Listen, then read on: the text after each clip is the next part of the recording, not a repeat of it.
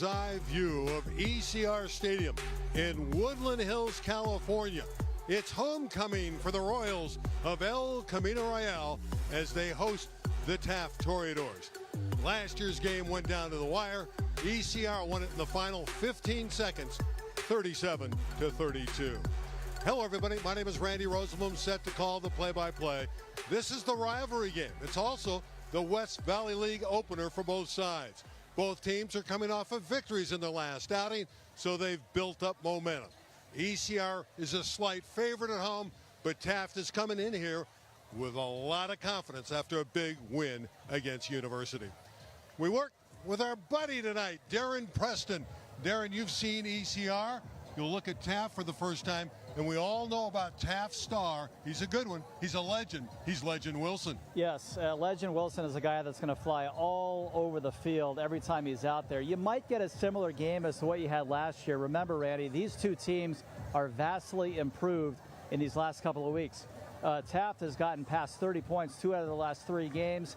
Yeah, this is going to be a very good ball game. Both offenses right now are clicking.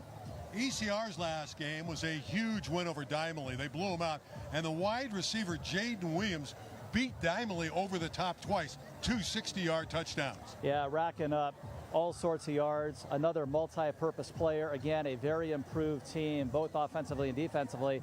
I'm interested to see tonight which defensive front gets to the quarterback. I think that team is going to have the best chance to win.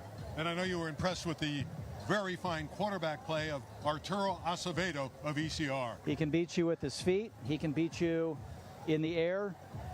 Really slings it. And he's improved after each game he's been out there. Great quarterback battle tonight, both sides. Swinson as well for Taft. It should be a fun game. Now, we had an opportunity to chat with the coaches just moments ago. First, Darren chats with Jason Sabalik of the Royals. Coach, thanks for joining us. Homecoming tonight. What does homecoming mean to you, and particularly when it comes to the Battle of Woodland Hills? Well, it's a phenomenal evening, and anytime we can get a homecoming game at home for the first time in 3 years, it's really exciting. It's really electric, especially when you get a chance to play a league rival like Taft, who over the course of, I'd probably say, the better half of 50 years going on here, that Taft and El Camino have played for the pride of Woodland Hills. How has it come to be that El Camino Real has been so dominant in this series going back the last 7 years?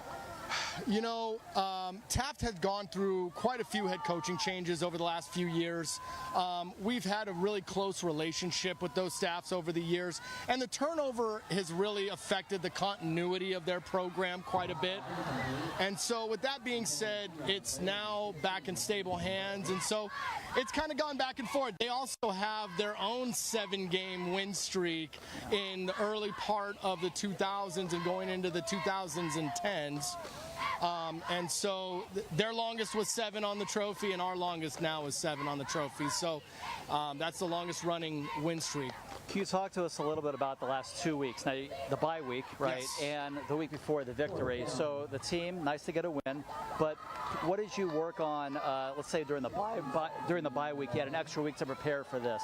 You know, we really just went back to the basics. We tackled, we ran pursuit drills, we pushed the sled, we just worked and did some blue collar work, fixed some of the things that we needed to fix from the experiences and the losses that we've endured.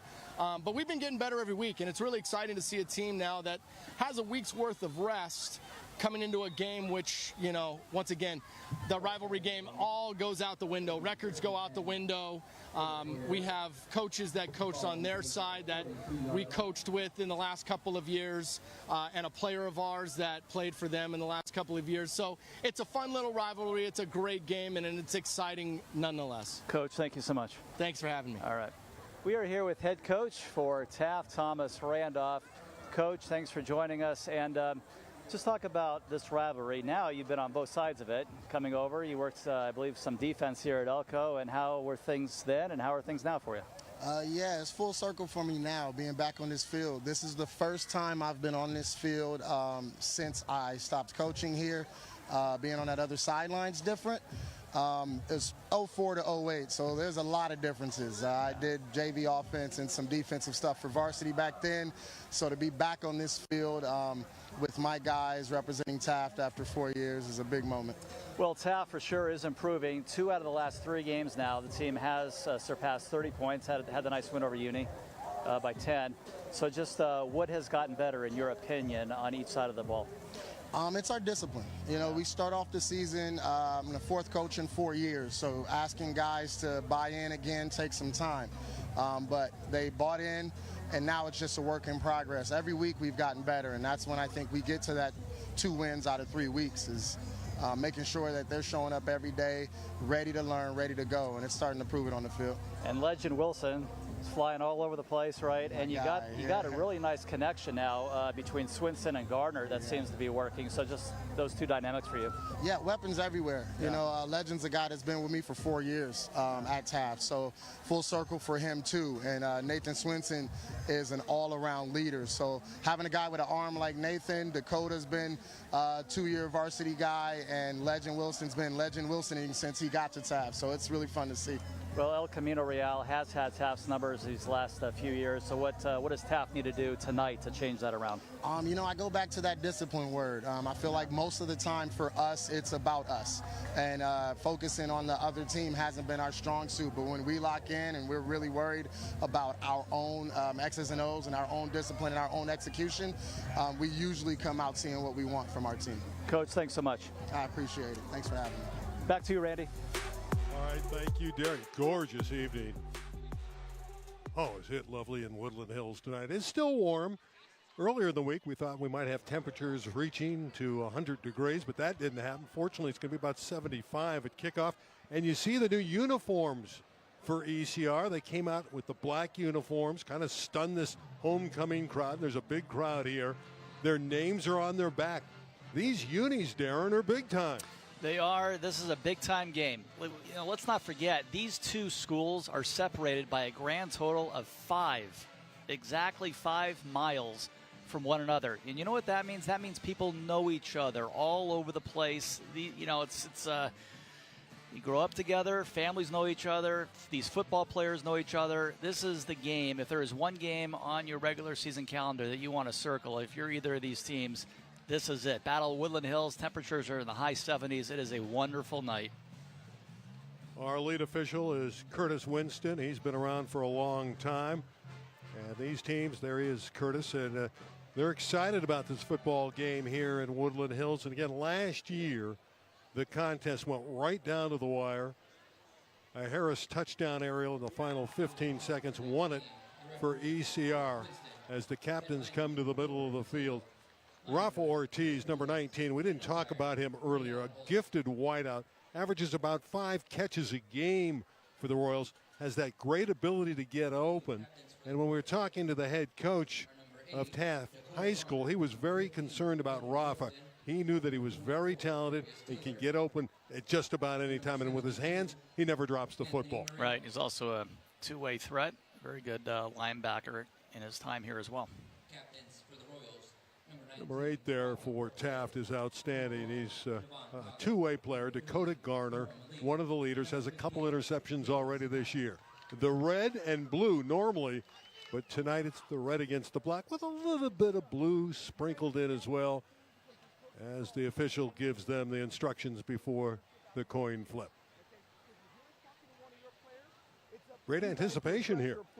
Yeah, this place is packed. Homecoming, little fireworks show before the game today, and we'll have another one at halftime. And again, we'll see. Let's take a look at the head coach for El Camino Real. But I really think one of the biggest keys tonight is how well the front can get to the quarterback and put some pressure and really get in there and pressure the quarterback. Last year's game was very exciting. I think you might get another explosive night tonight. Yeah, Nathan Swinson is a very solid QB. His coach Thomas Randolph talks about his great leadership. He's a tremendous student, a 4.0 guy, has a tremendous arm. He's thrown for nearly 800 yards. And when you think of Taft, they can really throw the football. And let's start with Nathan Swinson. And he's got good wide receivers. And again, Legend Wilson will be all over the field. And again, when we talk about ECR, I know you're very high on the junior quarterback, Arturo Acevedo. Yeah, so this because there's multiple ways he can beat you. That's what makes him so dangerous. He can create plays with his feet. And you got to get some good blocks, and that's one of the things I know that's been focused on in practice, especially this bye week. Just try to create with your feet and get some good blocks on each side of the line. El Camino won the toss and deferred. So it's probably going to be Taft electing to take the football here, and they will. So we'll look at that Toreador offense. And you mentioned it on the pregame. ECR's won 7 straight earlier this century. Taft won 7 in a row, so chance for ECR to ease in front and have the longest winning streak in this rivalry. And they're playing for a trophy. It's the 101 Classic as you have the aerial view of ECR Stadium. And this is the biggest crowd we've seen here in a couple of years. They are packed in tonight, and it's lovely weather. It's cooled off dramatically from the afternoon. And you can come. You don't have to use a coat. You can sit back and relax and enjoy the game. We're outdoors tonight. It's lovely, isn't it? Yeah, absolutely. And last time we were here, it was a good 20 or so degrees warmer than this. So, welcome weather. Finally, I would say, considering all the heat we have had these last few months out here in the 818. Connor Bailey will kick off for ECR. 6 foot, 210-pound senior. Also does the punting. Legend Wilson is back deep, number 15. He's the guy they want to handle the football. These rivalry games always come down to limiting your mistakes. Whichever team does that best going to have the best chance to win, and Taft feels like this is their best opportunity to snap that lengthy losing streak they have of 7 straight against ECR. Wesley Parvizi, who's also a running back, will see a lot of action tonight. He's also joined Legend Wilson, getting set for the return, and the 101 Classic is about to begin. So thrilled you're with us on LA36. Bailey with a short kick. That pooch kick. And it's returnable for Karan. And they say it's a fair catch. He signaled for the fair catch and started to run, but ball's dead at that point. And that's where the Toreadors will start. And we'll take a look at their quarterback, Nathan Swinson. We also may hear from Curtis Winston first. Nope, he didn't throw the flag. You're not allowed to run after you call the fair catch. By the way, you notice those flags are pink tonight. That is because of Breast Cancer Awareness Month. In your case, both teams need to limit mistakes, and that includes penalties, of course. We'll spot him at the 30-yard line. Last year was a shootout. What will develop tonight? Karan in motion. Legend Wilson hit for no gain. Filtering through for ECR was Mason Lewis. It's about what ECR has to do tonight. Get in there that quick, and they're going to be successful if they do. Take a look at some of the key stars for the Toreadors of Taft. Swinson and Gardner have really been connecting. Offensively, Gardner, the two-way player. Legend Wilson, pretty much anything he wants to play. Defensive guys, Taylor Garcia and Medina, come up big normally for the Toreadors. Second down, we'll call it 9. Swinson to the air. Not a whole lot there. Reeled in by Karan, but they're all over him. Pesqueda, number 15, with the stop, and it's going to bring up third down and about 5 to go for Taft High School. And I'll tell you this, early on, El Camino is flying to the football. They absolutely are, and great coverage there as Taft had trips to the right, and they end up hitting their slot man, Eric Karan. But yes, great pursuit, and first couple downs already. ECR on defense, doing a nice job. One more to go to get off the field. 3rd and 5. Wilson trapped in his backfield, cannot turn the corner, and he's blasted and hit hard by Shane Bogan. And that's the best already, the best defensive series we have seen from El Camino Real in quite a while to start the game. And Taft did not even have the ball for 2 minutes, just 3 and out. All 3 times they were able to get in there and get to the ball. Take a look at the pursuit here against Legend Wilson. You had 3 Elko guys around Wilson. Bocaz with that motor really disrupted the play.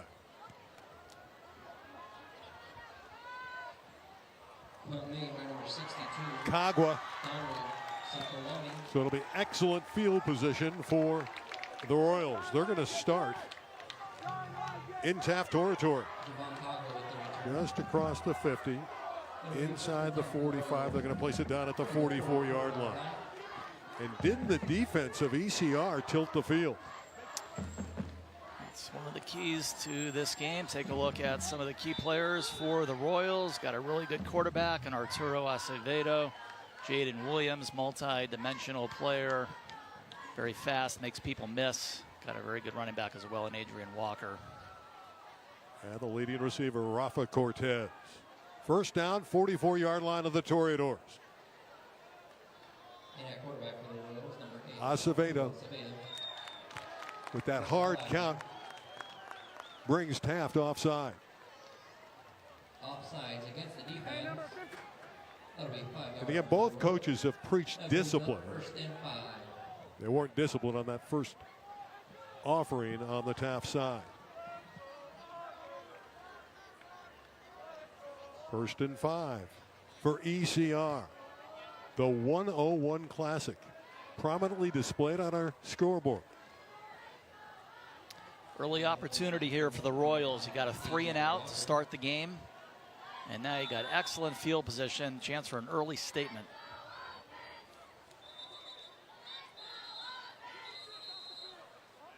This looks like a sideline warning on ECR. They wanted to get a closer view.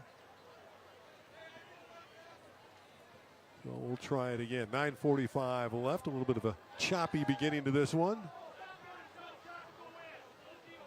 Rick Hayashida, the offensive coordinator of the Royals. 1st and 5. And you see those names displayed. That's a first here at ECR. They're excited about it.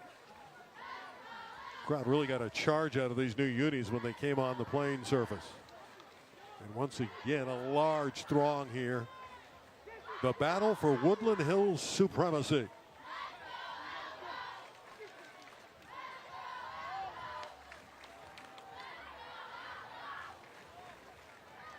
Walker. Adrian Walker. First down yardage. Punched out of bounds after a nice gain by Darius Taylor. Yeah, that's an excellent job by Walker getting to the edge. Got help from his right tackle. Nice block getting around that to that edge.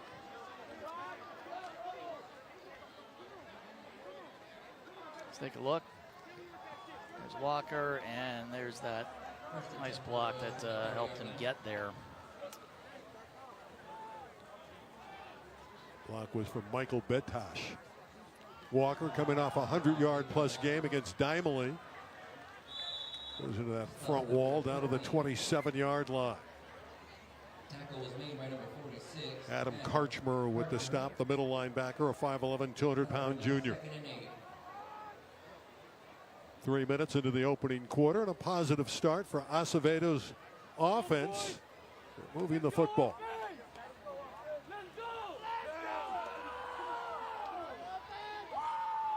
El Camino Real 1-4 on the season. The victory over Dimely, but they're improving every week. They had the bye after the win, and they're very confident coming in here tonight. A little miscommunication there, but Walker able to stabilize the play, head forward, and pick up a couple yards in the grasp again of Darius Taylor. Love how Elko's keeping the ball on the ground right now. Kind of a smash mouth effort his last couple of plays. And, of course, using the clock to their advantage, ball control. Adrian comes off the field. It's a deep running back room for ECR. Adrian was banged up earlier in the year. He's close to 100% now after the bye week. 4 minutes in, ECR threatening, but they're looking at 3rd down and 5.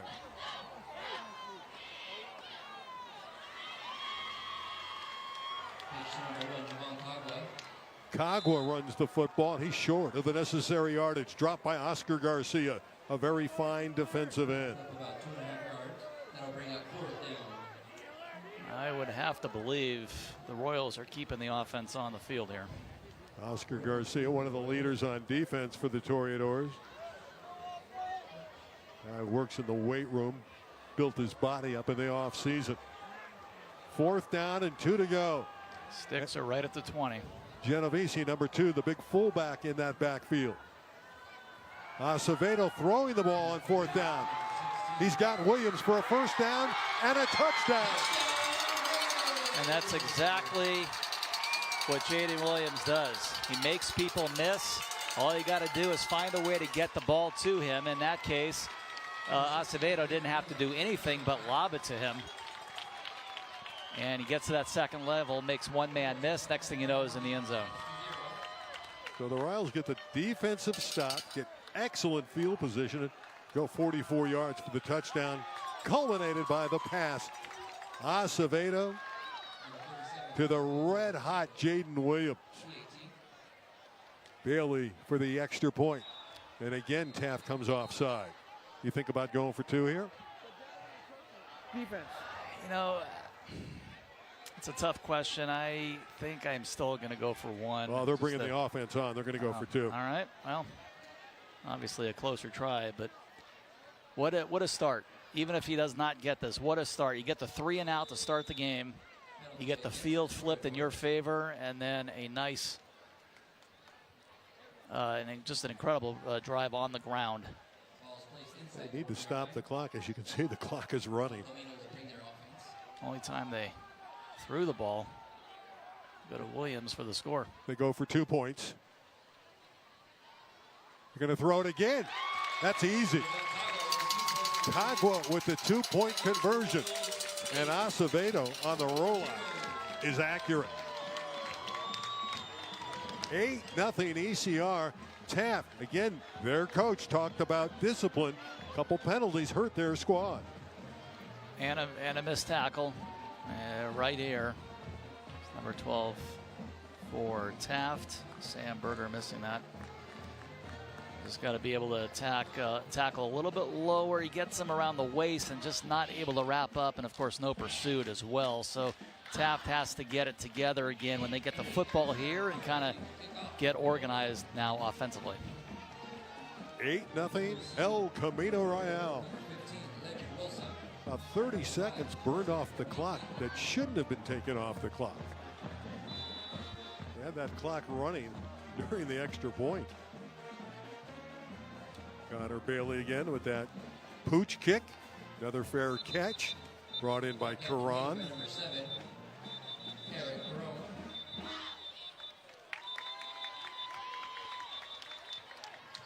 There is a flag out.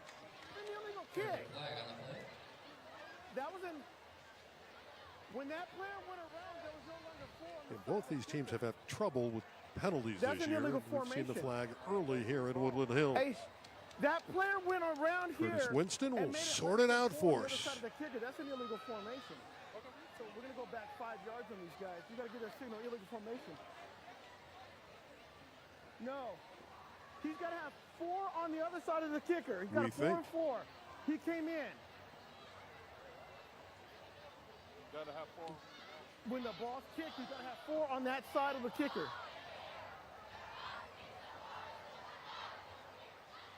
Still not sure what's going Yeah, on. he's going to have to re-kick it. Flag was definitely thrown, just not quite understanding the short kicks. Yeah, Seems to be confusion on both sides right now.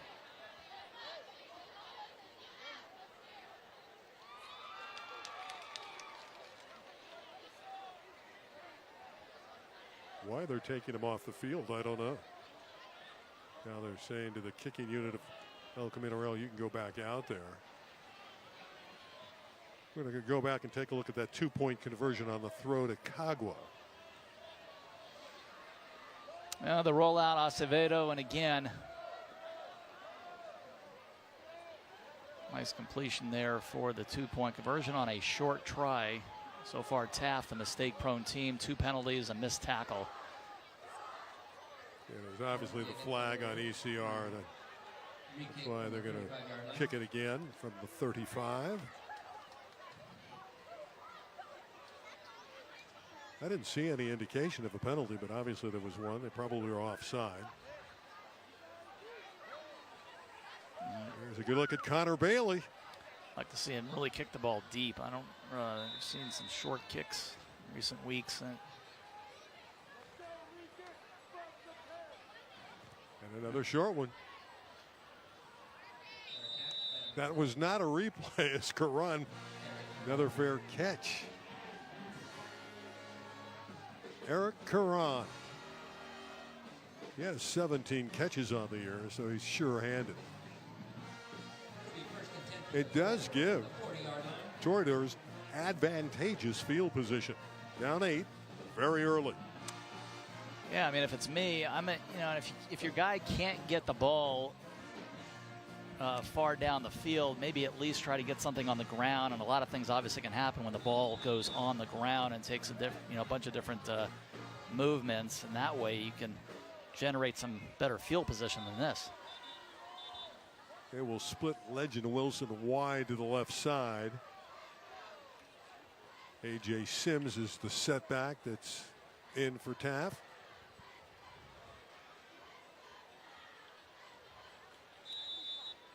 And we're set, ready to play.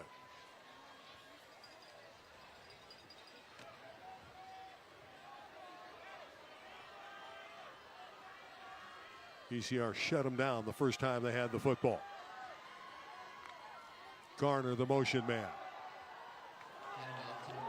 That ball's on the ground. Not a clean exchange. ECR football. You bring the new running back in, A.J. Sims, and he missed the handoff with Nathan Swinson.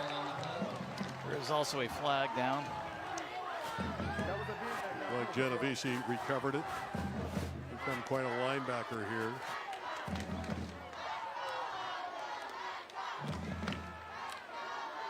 And we're not imagining these things. There were flags being thrown here, but maybe it was picked up. First down at the 37-yard line, and a golden opportunity for ECR to build on their 8-0 advantage. Still better than 5 minutes remaining, opening quarter. Acevedo had to pick that one up off the ground, and he's going to lose yardage. Let's go back to the turnover, the fumble from Taft. Well, just the connection there just didn't happen. And again, Elko doing a nice job in the penetration right through the line to be able to recover that fumble. That is obviously a connection issue between quarterback and running back. And it was A.J. Sims and Swinson after Sims just entered the ball game. Second down play for Acevedo, who's throwing it accurately. Williams again. First down, ECR.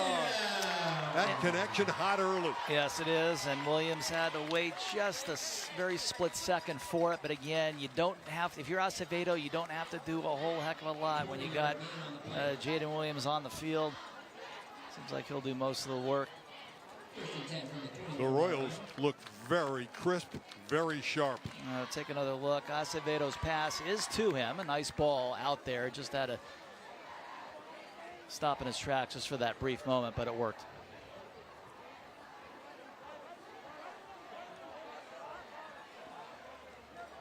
ECR looking to capitalize on the turnover. Walker bouncing outside. inside the 10-yard line. Excellent run from Adrian Walker. This one's coming back, though, an infraction against ECR.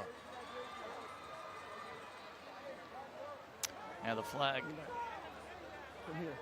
Original line of scrimmage, I wonder if you original got a line. hold there. Blindside block number 54. You can't do that out here, Flag bro. is I told sitting you the right center. about I where looked for that holding call would have been. No. Number Yeah, 22, personal foul. and let's see. Blindside block number 54 on the offense. 15 yards. Replay. First down. It is on ECR.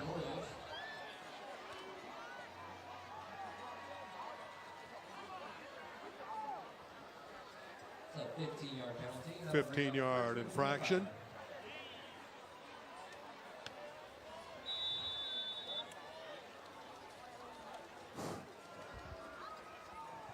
First down, ECR. They'll replay the down.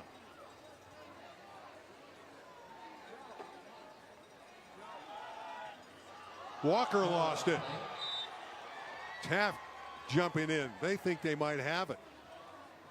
Officials say no. And apparently there might be another flag down. I didn't see the flag, but you saw that marker come up. Nope, no penalty as far as I can tell.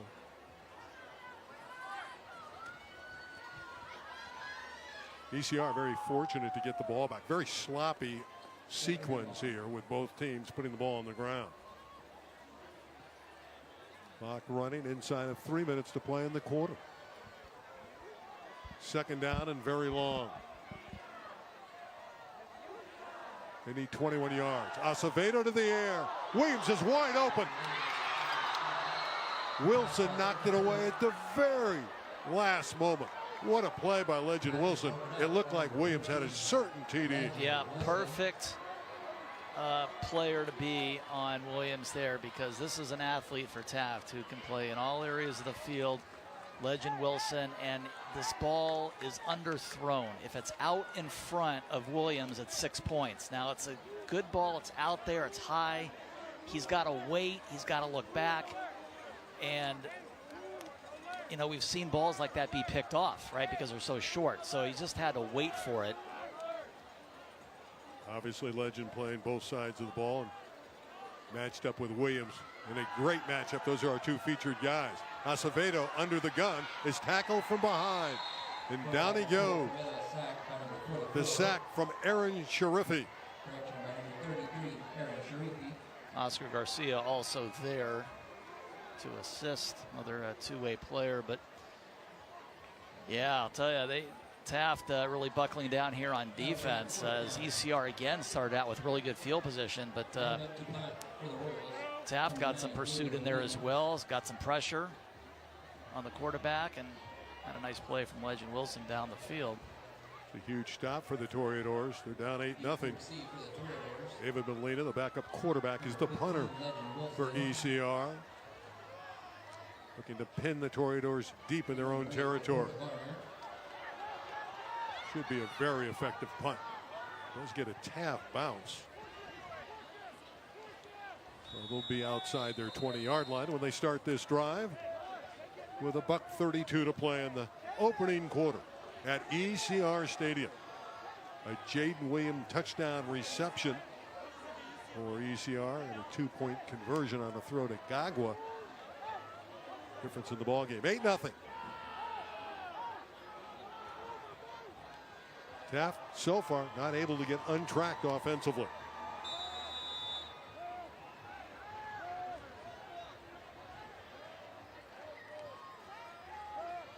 This Toreador team has scored over 30 points in 2 of their last 3 outings. And this quarterback, Nathan Swinson, can air it out. Draw play. And again, ECR's front, controlling the line of scrimmage. No running room there at all. Rushing upfield was number 21, A.J. Sims again. If you're an El Camino fan, that is a welcome sight, stopping the run. Just a gain of 1 for Sims, second down and 9. Toreadors, no first downs here in this opening quarter. Turned it over once. And missed exchange. Swinson and Sims. See what they can muster up here on 2nd down and long. Swinson to the air. Throws it behind Wilson. Dances that sideline beautifully. And Legend, when there wasn't much there, able to do some nice things. We have 2 separate penalties on this play, and Taft might be fortunate to be able to keep the ball here. That was behind the receiver. Those types of passes can be a disaster. And again, these teams, their issue has been with discipline, with the flags. Both coaches feel if they can clean up their act, they'll walk out of here with a W tonight. Okay, we have a personal foul. Roughing the passer, number 13. That one's refused. We have a personal foul, grasping the mask on the defense. That'll be enforced in that spot 3 times. From the end of the run. That is the best possible scenario for Taft on that outcome. Both penalties going against the defense and a pass that just. And Legend Wilson had to reach out behind him. Oh, I thought it was offsetting, so they were both against yes, and that's ECR. If you're a Taft fan, that could not have worked out any better than that. Yeah, that'll take it out all the way up to the 48-yard line. Again, you talk about infractions, and that'll hurt ECR. And it hurts them here, and it gives field position to the Toreadors.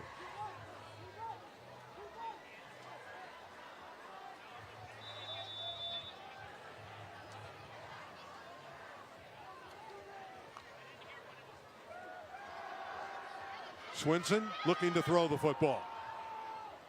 That's excellent secondary coverage. Wilson again the target, but they had the proverbial blanket all over him. 2nd down and 10. Junior quarterback, so they can build around him. I know Coach Thomas Randolph is very high on his signal caller. Loves his IQ, loves the fact that he's a 4.0 student, willing to learn. Has tremendous leadership skills. And when you talk to Thomas about his quarterback, he just speaks volumes about how he's a great leader. And you can see how he communicates with his players. And he loves the fact that he's been able to coach some of these guys for quite a few years now. So they've come together and Genovese all over this play. Number 2, able to slip in there and just derail the play. Please buy Kingdom t-shirts at the entrance to support Student Council. Final seconds of the opening quarter. Quarter's going to conclude with an 8-0 lead for Elko. Impressive football. Too many flags, but let me tell you, ECI was impressive. Yeah, especially that first series on defense. Got the ball back, wasted very little time putting it in the end zone. Did a nice job on the ground, and then got it to one of their star players for the touchdown, Jaden Williams. A couple mistakes for each team since then, but first quarter definitely played better by the Royals. Taft has to find an offense. They have not been able to solve the defense of El Camino Real. Of course, we saw the Royals here against North Hollywood a few weeks ago, and their defense played fairly well. They lost a 14-0 game to an undefeated Husky team, and you could see fun night on homecoming in Woodland Hills. Literally dancing in the aisles. That's what it's all about. Well, they have the perfect night. Short sleeve weather, temperatures in the 70s. Fun evening. Great pictures tonight from our LA36 crew. The 101 Classic.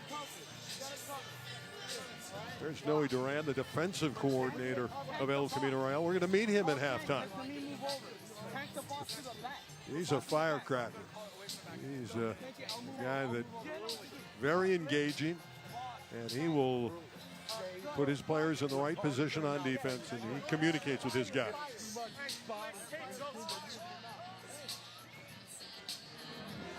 A 3rd down for Taft as we begin the 2nd quarter. Toreadors right now, Jared, just don't have anything going. Got to establish a run. You get the ball. start taking control of the field, the clock and all that, and that'll open up some other things. But yeah, you're right. I mean, right now El Camino Real is just a split second quicker to the ball through 12 minutes of play than Taft. And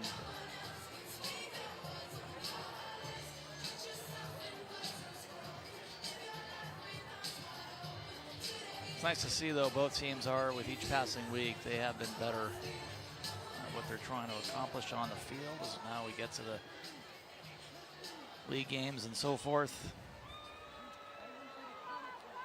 Yeah, this is the night where the league season begins. Just mentioned North Hollywood. They have their crosstown rivalry game with Grant tonight. They've already built a huge lead there behind their great running back, Omar Mohammed. Early in that game, it's 20-0 the Huskies. So that's building on the ECR schedule. That Husky team could go undefeated. They could.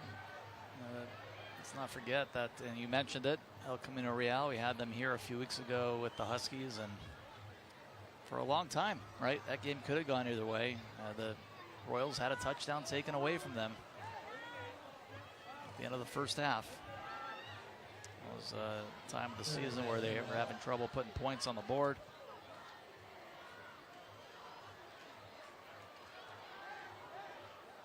Let's hear it for your Elko defense.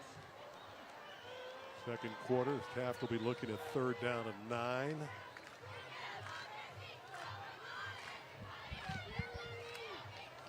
At the 48-yard line. Some big kids up front for Taft High School. 77, Anthony Marino was all West Valley League a year ago. Offensive tackle. Emmy Venegas is their center, number 75. He's a very talented young player, just a sophomore. He's so good they were able to move Marino from center to tackle and make that offensive line a little bit stronger this year at Taft. Here we go, set for the second quarter. 3rd and 9.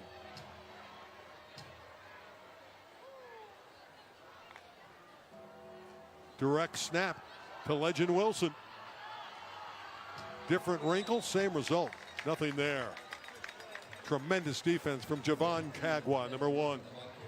I see the El Camino Real defense shining again, winning another 3rd down play. But you're in that area of the field right now. If you're Taft, where you're going to have a decision to make, we'll see what they decide to do, as you are just inside plus territory. And I'll tell you, hats off to this defense so far.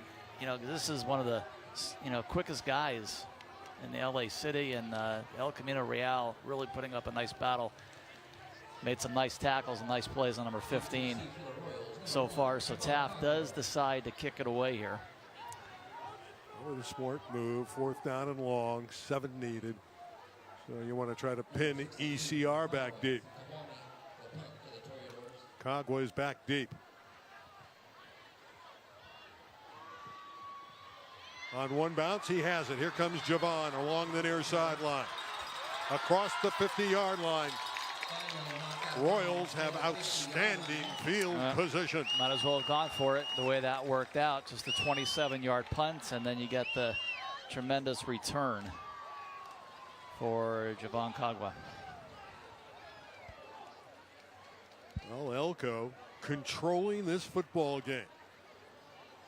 Looking for their 2nd win in succession and looking to go 1-0 in the West Valley. Take another look at the Kagwa return. Takes it off of one hop. Again, a short punt, and turns out the Royals end up getting 4 yards out of that, from Taft's decision to not go for it. Flags are out. Walker taking the handoff. False start against the Royals. This has to be disconcerting to the coaching staffs. Thomas Randolph on the Taft side, and certainly Jason Zabalek of the Royals. We're midway through the season now, and there's still these foolish penalties. Still looking to clean that up. Quite a few of them pre-snap penalties. That'll also drive a coach nuts. 1st and 15, and you're going to do it again with the penalty. It was obvious that Walker was leaning forward. Start offense, number 5. Cost him 5 more. Just talked about it. They repeated the violation. Coach Zabalik on the sideline, could see him from here, a little frustration, just the body language, and again, just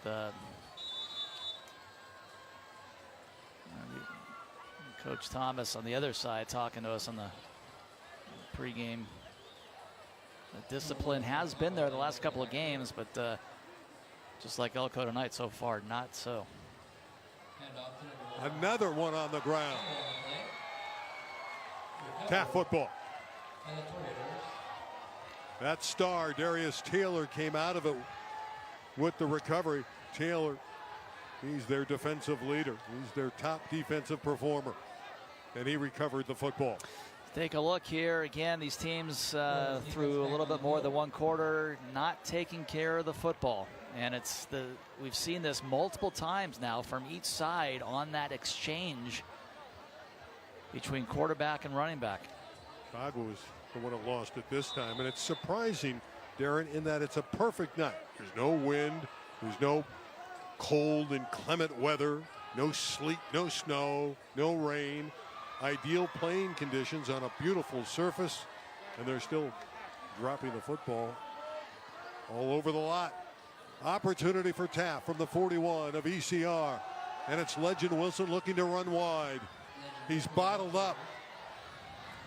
They have him in a box. And down he goes. And another flag comes out.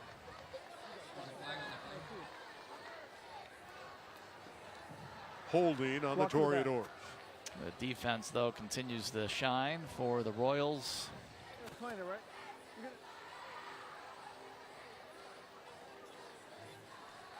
That was right out of the locker room tonight. First series, Taft going 3 and out. Have an illegal block to the back, number 22 on the offense. It's going to be a decline of the penalty, be 2nd down.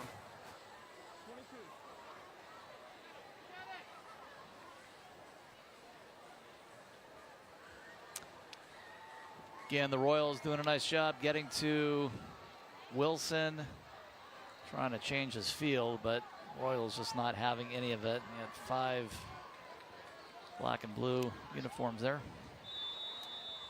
Going to be black and blue after some hits like that from that ECR defense.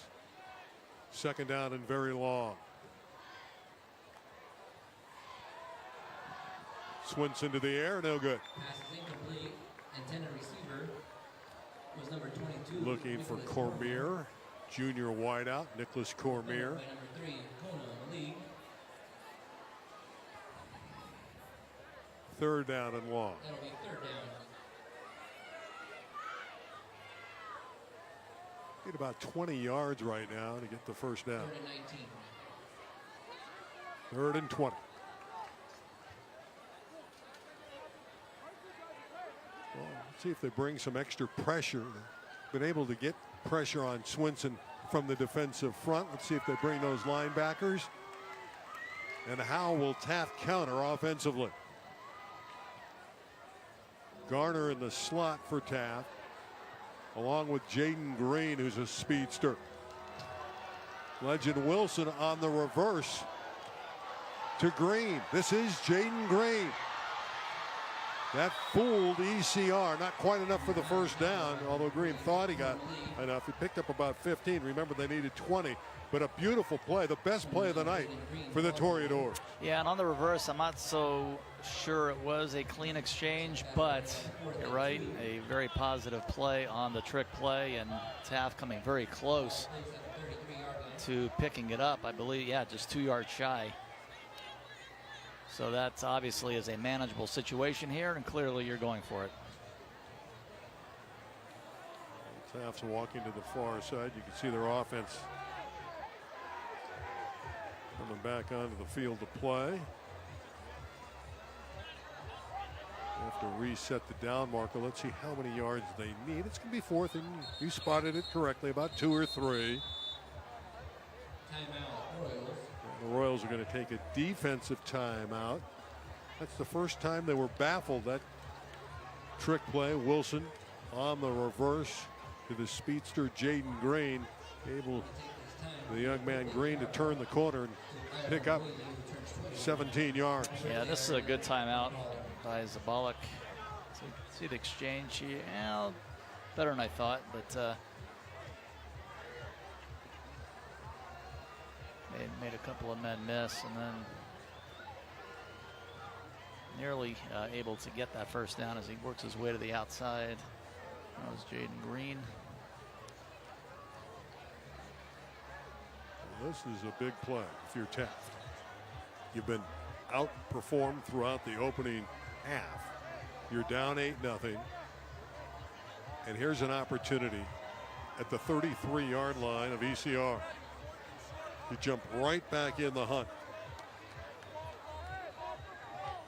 and build some confidence on the road. And you mentioned it, these two schools just 5 miles apart off the 101 freeway. That's why we call it the 101 Classic. Great crowd on hand in Woodland Hills.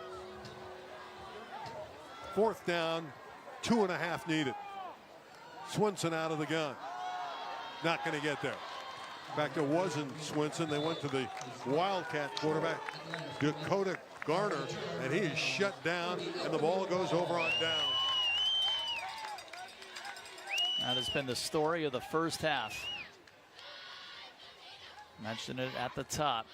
Whichever team was going to impose their will in that regard would be successful tonight, and so far that's been the home team, the El Camino Real Royals. Big stop on 4th down. Game a lot different than a year ago when it was an absolute shootout when they were going back and forth. Conroy, the Taft quarterback, was throwing touchdowns. Legend Wilson had a big touchdown reception in that game. But El Camino Real was able to bounce back. They got a great performance in the backfield from Conan Malik, who rushed for better than 100 yards. He's still playing. He's on the field tonight for ECR, but he was sensational a year ago at Taft High School. Excellent stop for the host school. They take over on downs.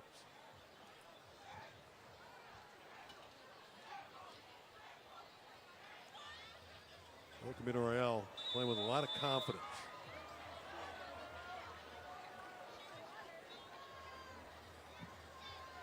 Acevedo rolling and looking to throw. He's capable of running. Hit from behind, and a beautiful defensive effort by A.J. Sims. Number 21 racing across the field to make the play. We've seen Sims on offense there. He did it defensively. Nice effort. Loss of 3. It's 2nd and 13. Couldn't find anybody down the field and scrambled. Usually Acevedo do a nice job getting something positive here, but take another look.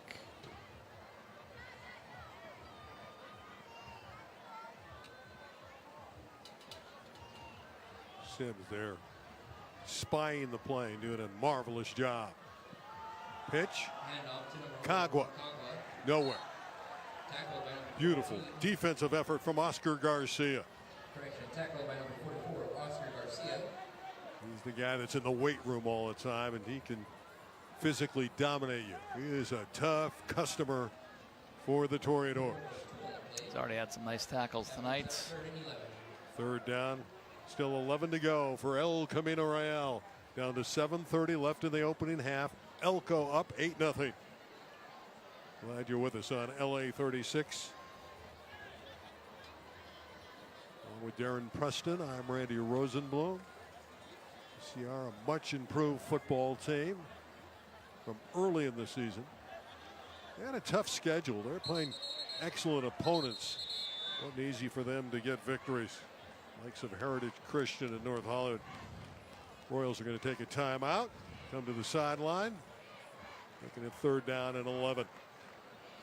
Second timeout called by Coach Zabalek, and each of these offenses still trying to find a way to not play from behind the sticks. It's like you've mentioned, it's been an interesting first half in that regard, quite different than the game that was played last year at Taft, and quite different as well from the momentum that each of these teams have carried into this one. But mistakes, penalties, turnovers, playing behind the sticks, and defenses have come to play tonight.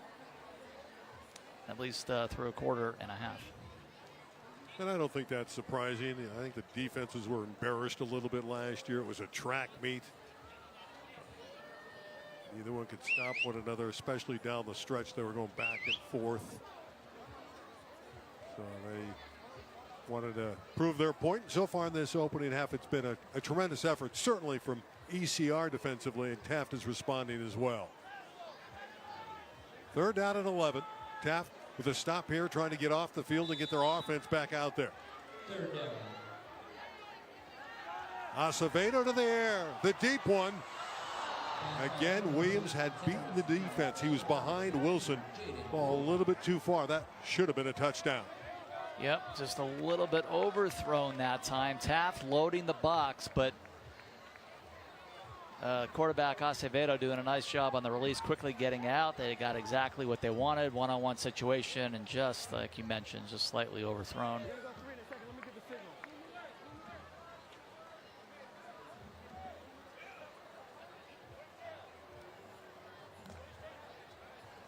Dead ball. That's what I conduct here. 3 times. Flags against the Toreadors.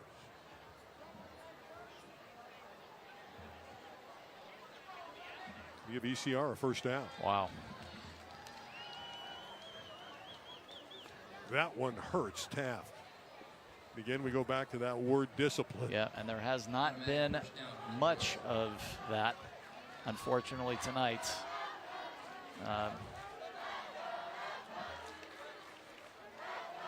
Walker inserted back in that backfield for El Camino Royale. You're seeing the leadership ability of Acevedo screaming out to his teammates to get a line correctly.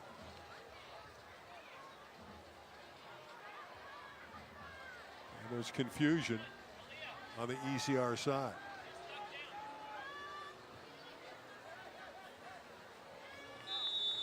They didn't signal the play to start. We've had a lot of indecision from the officiating crew when to let these guys go. Walker with that quick burst across the 50-yard line, and he has that ability to hit the crease and get downfield. Adam Karchmer dropped him, but a nice gain on 1st down for running back Adrian Walker. Nice positive gain for Walker, and I'll tell you, that could be a disastrous penalty really for Taft. If the Royals can keep the ball on the ground here, maybe get some short underneath throws, mix that in a little bit and control the clock. Remember, just 6 and change to go before halftime. And if you take 3 or 4 minutes and score here, you're going to look back at that penalty. 2nd down and 4, ECR. Acevedo, this time protected very well. That's great defense on Cortez. Garner had him completely throttled. And it's 3rd and 4. At the very least, Acevedo having the presence of mind to throw it on the sideline part of the receiver so as to be incomplete. All spotted just inside the 48-yard line of Taft. Acevedo looking at 3rd and 4. As you can see, just above 6 minutes to play. Opening half at ECR Stadium.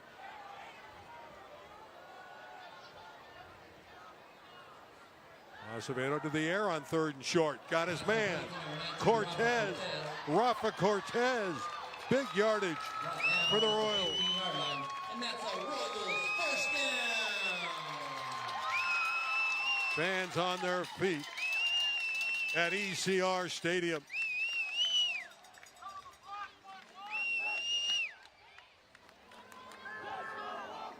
El Camino in the red zone. Nice pickup here. We'll take a look. 1st and 10 from the 16-yard line. Nice pass. That's all he had to do. Cortez wide open. Able to sprint right down the sideline.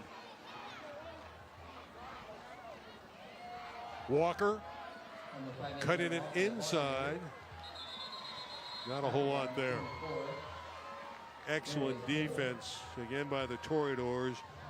And greeting Walker was Aaron Sharifi. Number 33. He's been active on defense for Taft. No gain there. Second down and 10.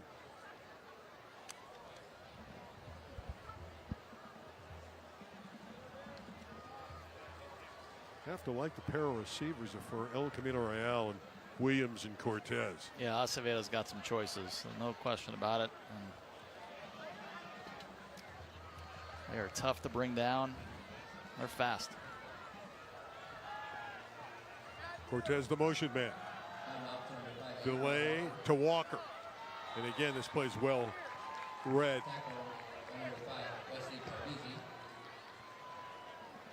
So you're gonna have breaking a big up the play was Wesley Parisi. Yeah, you're gonna have a big play coming up. Unfortunately, there is an injury timeout right now, but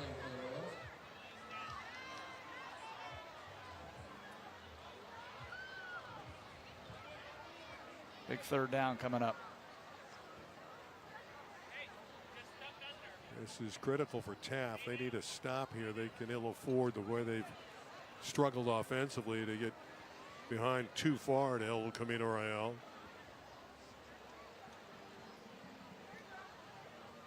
They're huddled around the injured Royal player, and so it's difficult for us to see who it is. He's disguised with the bodies in front of him.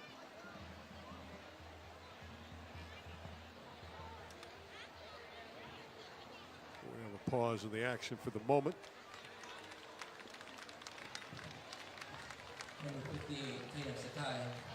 Walking off, and this is a good sign for ECR, is Tatum Sakai, one of the starters in that offensive front, also plays on the defensive line, a senior leader. Sakai with the helmet off, coming to the sideline, but he looks to be okay, and that's good to see. Third down. Elko needs 10 yards. Ball sitting at the 16 of Taft. Josh Mercado has come in, that offensive line, to replace Sakai. Acevedo to the air, and he had his man again, and he missed Cortez. Running that corner pattern, he was wide open, very available. And it's fourth down. Or 25 left in the half. Well, they call on Connor Bailey. They have that choice. They say he can hit it from 30 and in, but the offense is staying out there for the time being. Good sign. 58 has come right back in the fray. Tatum Sakai is back on. And the offense, Carroll's going to go for it here. This would be a 33-yard kick, so just on the outside of his potential range. It's overthrowing another sure touchdown there. Chase Jackson, you see him there, number 7. He's come in, an additional wide receiver. Elko takes the timeout. See if they have a change of heart, bring on the kicker, but I sense that they're going to go for it. Yeah, you could certainly try it. Would not be a bad try, but you know, if you're El Camino Real, you have certainly moved the football.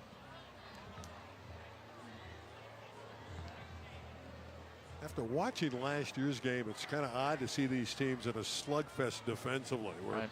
Again, last year was such a shootout. Big play after big play. Both teams going over the top to score. But here tonight, one touchdown to Williams and the 2-point conversion to Cagua, and that's been it. Taft's been shut out to this point. Their defense has tried to keep them in the ballgame, and they really need a big stop here on 4th and 10. Here comes ECR. Here comes the offense. No kicker. So they're going for it. Walker remains in as a running back. They have thrown to him coming out of the backfield as well. He's a threat in that regard. 4th and 10 in a big play in the opening half. In the 101 Classic. And running and coming offside. Another mistake from Aaron Sharifi of Taft. Now it'll be 4th and 5.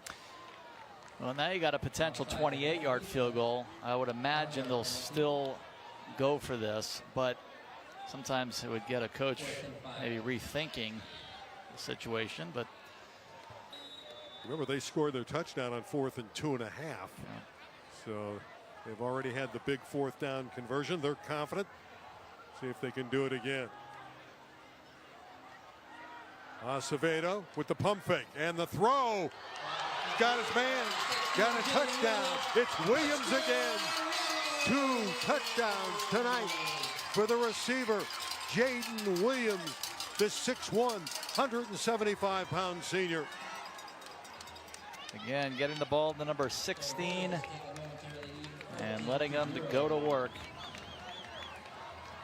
And they build the lead to 14-0. What a night once again for Jaden Williams. Bailey's on for the PAT, looking to build the lead to 15-0. 2 4th down touchdown passes for Acevedo.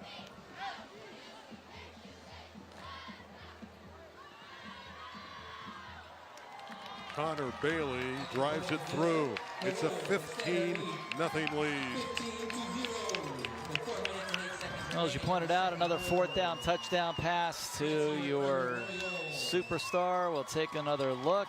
Acevedo connects. He finds out to the right Williams and then makes a man miss. Wesley Parvisi out there in space, and Williams too much to handle here in the first half. Couple of touchdown receptions, couple of touchdown passes from Acevedo, as you pointed out, both on 4th down.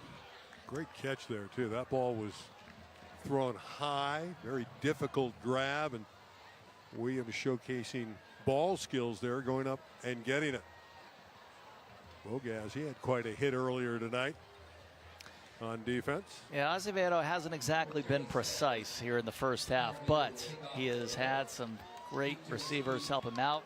They've been able to move the ball on the ground, and they've done just enough. Obviously, his defense has really helped him out. And number 8, Dakota Garner. Well, Taft's going to have just about 4 minutes left in the half to see if they can get anything going offensively. They have been shut down. Bailey with that short kick. Again, Caron has it. 7, Eric Caron.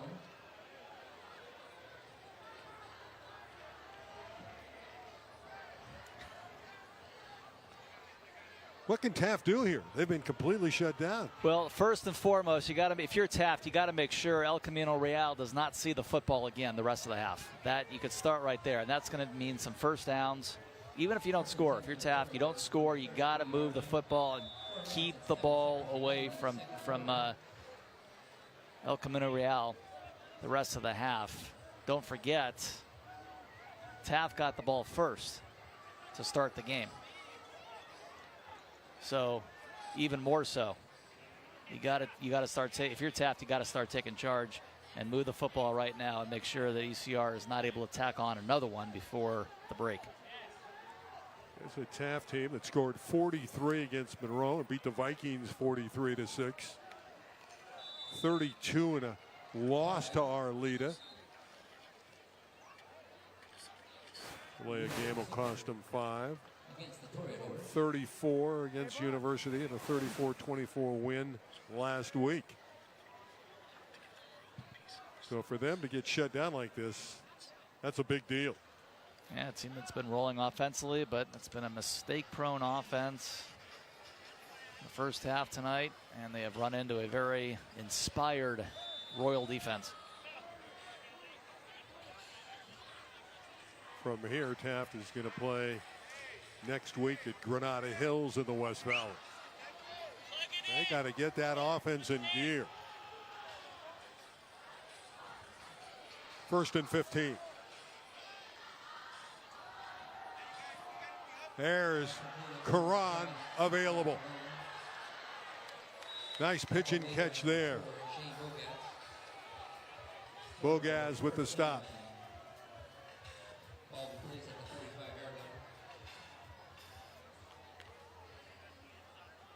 El Camino looking for its second win in a row after the win against Dimely. They were impressive against Dimely.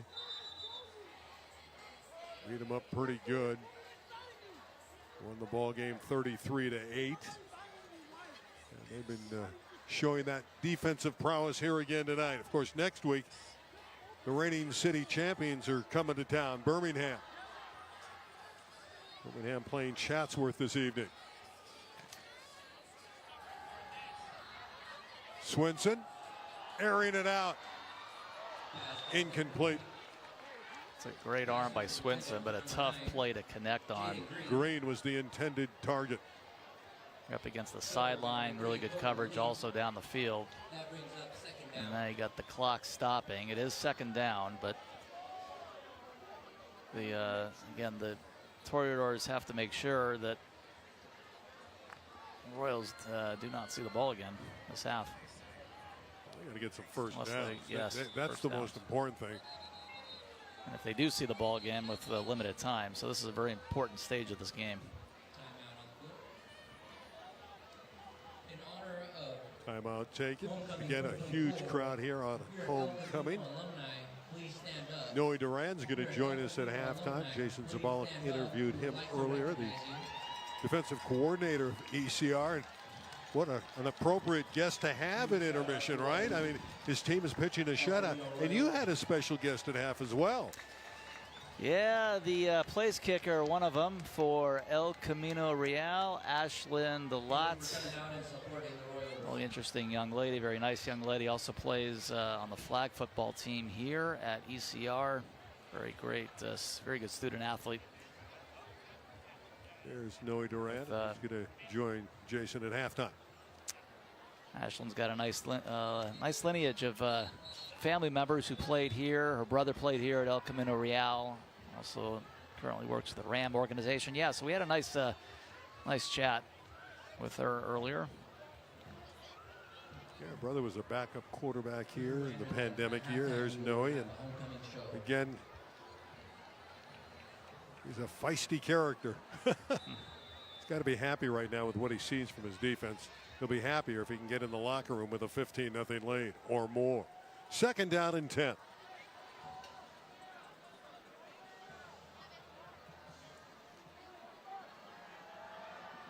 Pressure again on Swinson. Goes underneath to Karan. Karan doing a nice job. Bogas throws him out of bounds. But that's a nice gain and a first down for Taft, and they know it. And a chance here in the waning 3 minutes to get a score. This would be huge for the Toreadors. Absolutely. Clock will get rolling here again in a moment, but right now it's this Swinson-Karan connection going down the field. Ball really zipped in there in the middle in space, and then working his way to the outside. And perhaps ECR lucky, really driving him into the ground there. Lucky that that wasn't flagged. 37-yard line is where it's spotted in Elko territory. Taft, plenty of time. Better than 3 minutes. We have the dangerous Jaden Green on the field, number 9. He had that reverse earlier for 17 yards. Swinson firing away downfield. Another target available. Pinpoint accuracy there. Parvizi with the catch. His 7th reception of the year. He's caught 2 touchdowns this year. Swinson, 3 completions on this drive. Nice rhythm.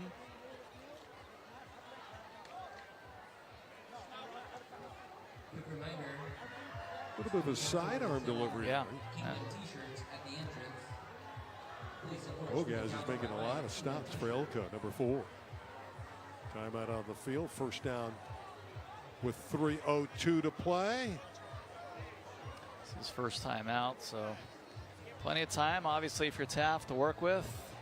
Like to burn as much of the 3 minutes as possible. El Camino Real, maybe, we'll see how this goes, but depending on how it goes, maybe thinks about using its final timeout to get, have enough time if they get the ball back. Well, this is a critical possession for Taft. They're down 15-0. They're on the road. It's a rivalry game. They know that Elko gets the ball to begin the 3rd quarter. This has been their best drive of the evening. at the 25-yard line of Elko. Now they need to capitalize. Flip side, Elko looking to hunker down on the defensive side of the football.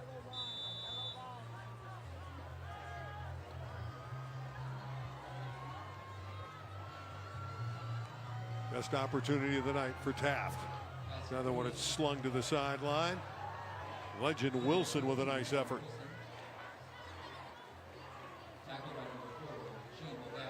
Bogaz with another stop.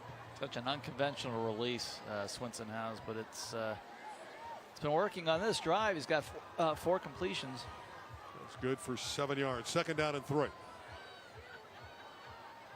Still 2.5 left. Plenty of time for the Toreadors. It was thrown right into the ground. Wilson was open, but again, pressure from the inside forced the hand of Nathan Swinson. Lance Wilson, the linebacker, was shooting free and had a direct shot at the quarterback, and he had to unload.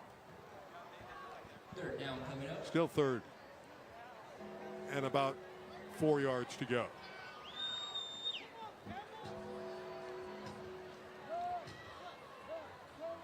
Of course, it's 4 down territory, you would think, for Taft.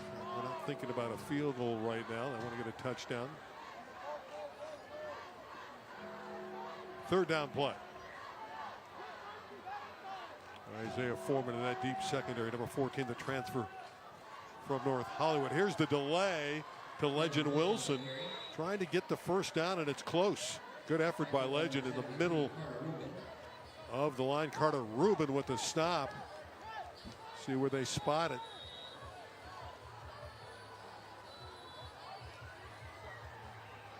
No signal yet. That spot is going to be, I believe, just short. Yep, I'm going to give it a close eye here, though.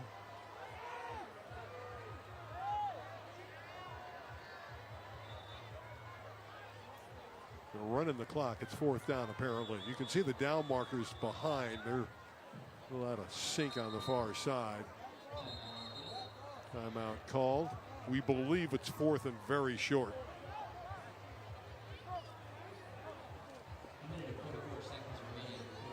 Minute 44 remains. Looking forward to the halftime show with all the activities here. It'll be on display at intermission on homecoming night.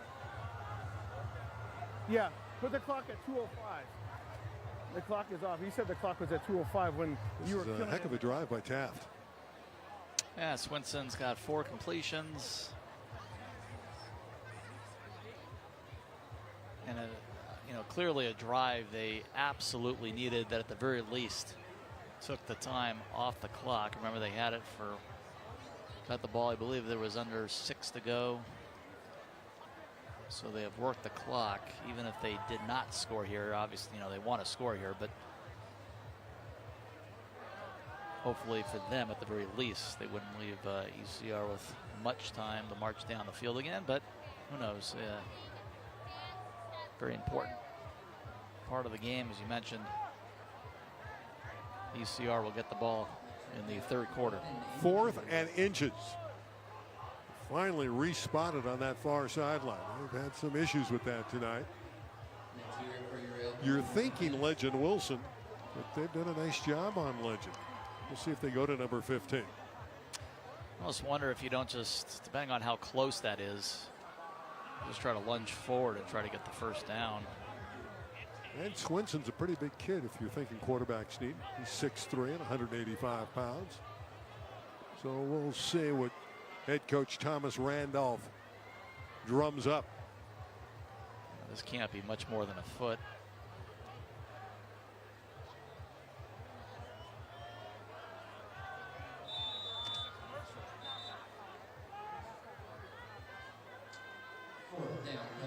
Big 4th down play.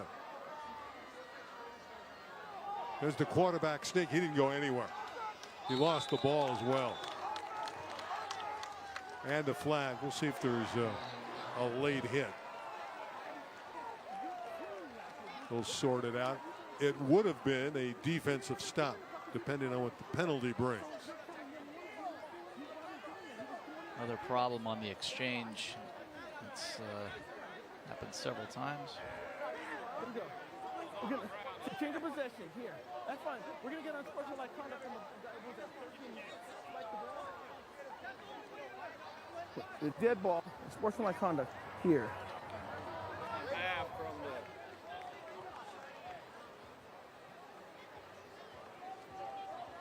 The personal foul. Let's take a look at it again.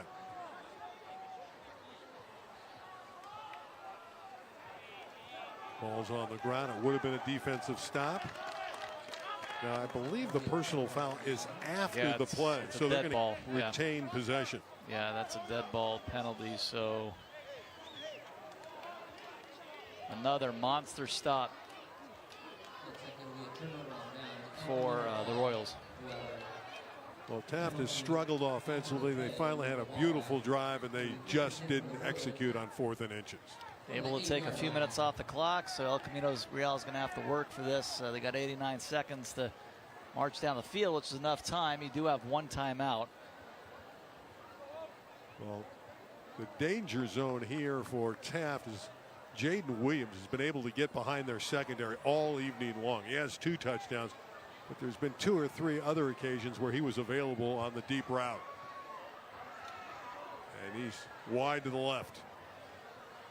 Great receivers for El Camino Real and Cortez and Williams. And wedge formation, and they're just going to take a knee. Interesting. Yeah, you don't want to see the penalty back them up, right, to where they are inside the 10. So on one hand, you had enough time with one timeout. 89 seconds is enough time to try to do something. But on the other hand, you certainly do not want to make a mistake offensively when you just came up with that big stop at this stage. And again, El Camino Real is going to get the ball to start the 3rd quarter.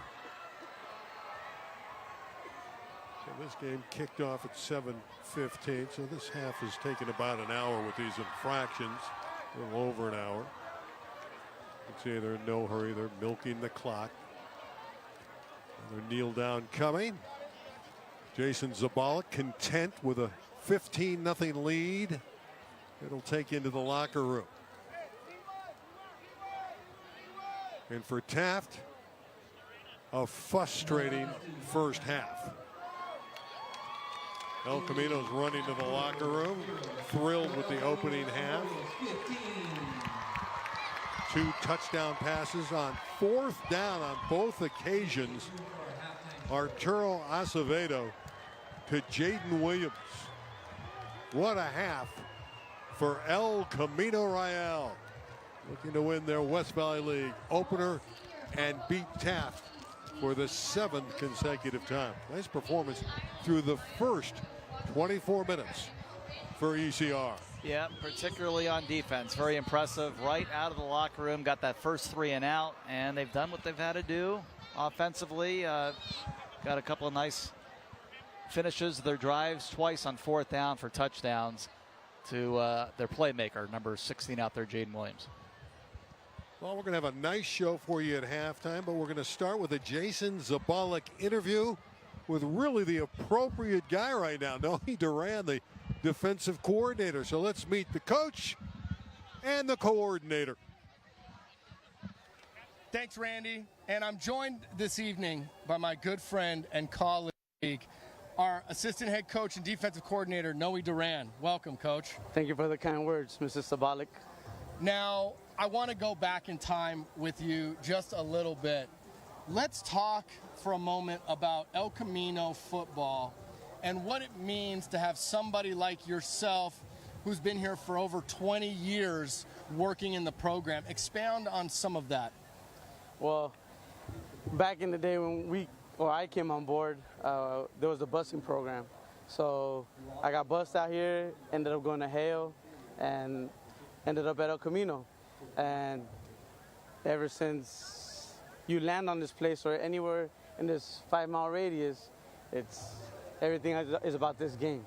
And you get enveloped in the tradition and the history. You get the pin, Yep. So you just get taught what it means to be El Camino and to be blue. So coming from the days that you and I played for Coach Hayashida in 1997 and won a city championship, with you getting to spend days in the valley away from home, being bussed in like you were talking about, and then coming back as a coach and a mentor for these kids. Talk a little bit about your role on a day-to-day basis in the lives of these children. Well, my role on campus is I'm a maintenance worker, buildings and grounds, and the kids see that men are not what they say. Men are about what they do and how they do it. And we preach that on the field. Everything that you do on and off the field should be translatable. Coach Hayashida was a great mentor. He turned two strangers into really good friends, almost best friends, just because of distance. We don't do it, but we share a lot of things, moments, tears, blood, sweat. We've shared this field without lights, without grass, just a sprinkler sitting out there in the middle, and just being here and being surrounded by the whole culture and atmosphere is just an honor. Well, it's such a pleasure to have you around here on a daily basis, and the help is immeasurable with what you do with the restoration of the program and the running of the defense. We've been getting a little bit better defensively. Talk about that in his last few games. No, we feed off of each other. The offense is clicking. They're finding their way. The defense does what it does. We got that hard hat, black shirt mentality. We having the black shirt mentality, and we just like to go to work. We like to consider ourselves blue collar and hardworking as a team. Now, as a unit, stay ready so you don't gotta get ready. Shout out to Coach Perry. Something that some traditions are good and some traditions are great, and that's one of the things that we've always maintained here. Great tradition. So tonight we unveil our all-black uniforms for the first time in El Camino's storied history. Really, we've never had a jersey that's personalized with the kids' names, that buy-in for the program. We did it once for the first part in order to give back to the kids so they felt more a part of the program, but it's also paying homage to what Coach was talking about with that black shirt mentality. Yeah. Talk about how the black shirts started. Well, Coach, to Coach Will back in the day, we did like a military day, and it's kind of like a military issue, but these are personalized, a different color, something we've never worn. The black shirts originated with our previous head coach, Coach Faljean. He's a Nebraska guy. Shout out to Coach Faljean. And he just wanted to bring that kind of mentality over here. It's not to separate yourself, it's to distinguish yourself. And the black shirt allows the kids to distinguish themselves amongst their peers as a defensive guy. Defense is all about attitude. Of course, you got to have talent, you got to tackle, you got to know the scheme, but it's all about attitude. And the black shirt represents what type of person mentality you have. Well, and it's tradition. They have things like this in even the college ranks or the NFL ranks. University of Washington used to give out the purple helmet, and the player of the week would wear that purple helmet all week long in practice so that everybody knew that he was the player of the week. And you wanted to earn that helmet that next week, so it dangled that carrot in front of the player saying like, hey, you can achieve greatness if you just come out and play. And I think defense gives you that mentality. Well, you said a key word. We tell the kids, earn it, live it, and then you got to respect it. And that is cyclical. If you can do those three things as a black shirt, you're gonna be all right. Fantastic. Now let's fast forward to tonight's matchup. We welcome back some of our old colleagues, and I see them walking by right now. Some of them coming by right now as we speak. Talk about how important this rivalry has been, and even from playing to coaching almost over 20 years to now today. Give us a moment. Well, again, you're part of something that means it's not just a game, it's a community coming together in one spot at the same time. Everybody has pride in their school and in what they believe in, and we face some great teams that Taft had, and we didn't care. We just kind of like wanted to go to work show out. Lately, the tide's been on our side, and I'm okay with that, and hopefully that continues. We've been through many coaching changes in the West Valley League, from playing to coaching, the Troy Star years, the Taft dominance, getting to play after them in the Coliseum, getting beat by them barely our senior year, and coming back and getting to coach against it. It's a great tradition, Coach. Thank you for joining me this evening. It's been a pleasure. We are here with El Camino Real place kicker, Ashlyn DeLotte. Ashlyn, thanks for joining us. And how's your school year going so far? My school year is going really well, actually. Yeah. Ashlyn also plays on the flag football team in addition to the varsity team here. And just talk a little bit about how the season's going for each team. So for flag, it's a new team at Elko, and I've always been wanting to do it. It's since I started here, actually. Season's been going really well. Had our first game this week. And for football, for tackle football, our season's also been going interesting. It's definitely been a lot of fun, that's for sure. Yeah, the team's starting to click. Got a nice win last time out. And I think in speaking with Coach, took advantage of the bye week. The team seems to be working on other things as well. Yeah, we got a lot done in our bye week. Now, let's talk about your kicking. How did you grow up being a place kicker? What were your aspirations growing up, and what brought you to varsity football? So I've been playing soccer since I was about 4 years old, and I was a goalkeeper, so I did a lot of goal kicks and kicking far a lot. And so I tried kicking a football one time because my brother played here for 4 years, and it just clicked. I really wanted to try it, and it's my senior year, so I thought might as well. Well, that's a nice segue, because my next question to you was your brother. So you have a nice lineage here at El Camino Real. Your brother played here. And I understand there's a little bit of a Los Angeles Rams affiliation. Yeah, my brother currently works for the Rams. And, yeah, we had a cousin that used to work for the Rams as well. Yeah, and he played here. Yeah. Okay. This is your last year here. Aspirations going forward in the place kicking world, and maybe perhaps in the non-football world. Let's face it, college football does not have a lot of female kickers. We'd love to see you play college football. Are there any aspirations for that? I'm not sure if I want to play college football. Obviously, if I had the chance, I would 100% do it. I had so much fun this year so far. But I do know Flag is starting a college team, starting up for CIF and everything. So if I get the chance to do that, I would love to do that as well. And academically, what are you loving here in your final year? Towards like a criminology type degree, possibly going into something to do with the government. So. Okay.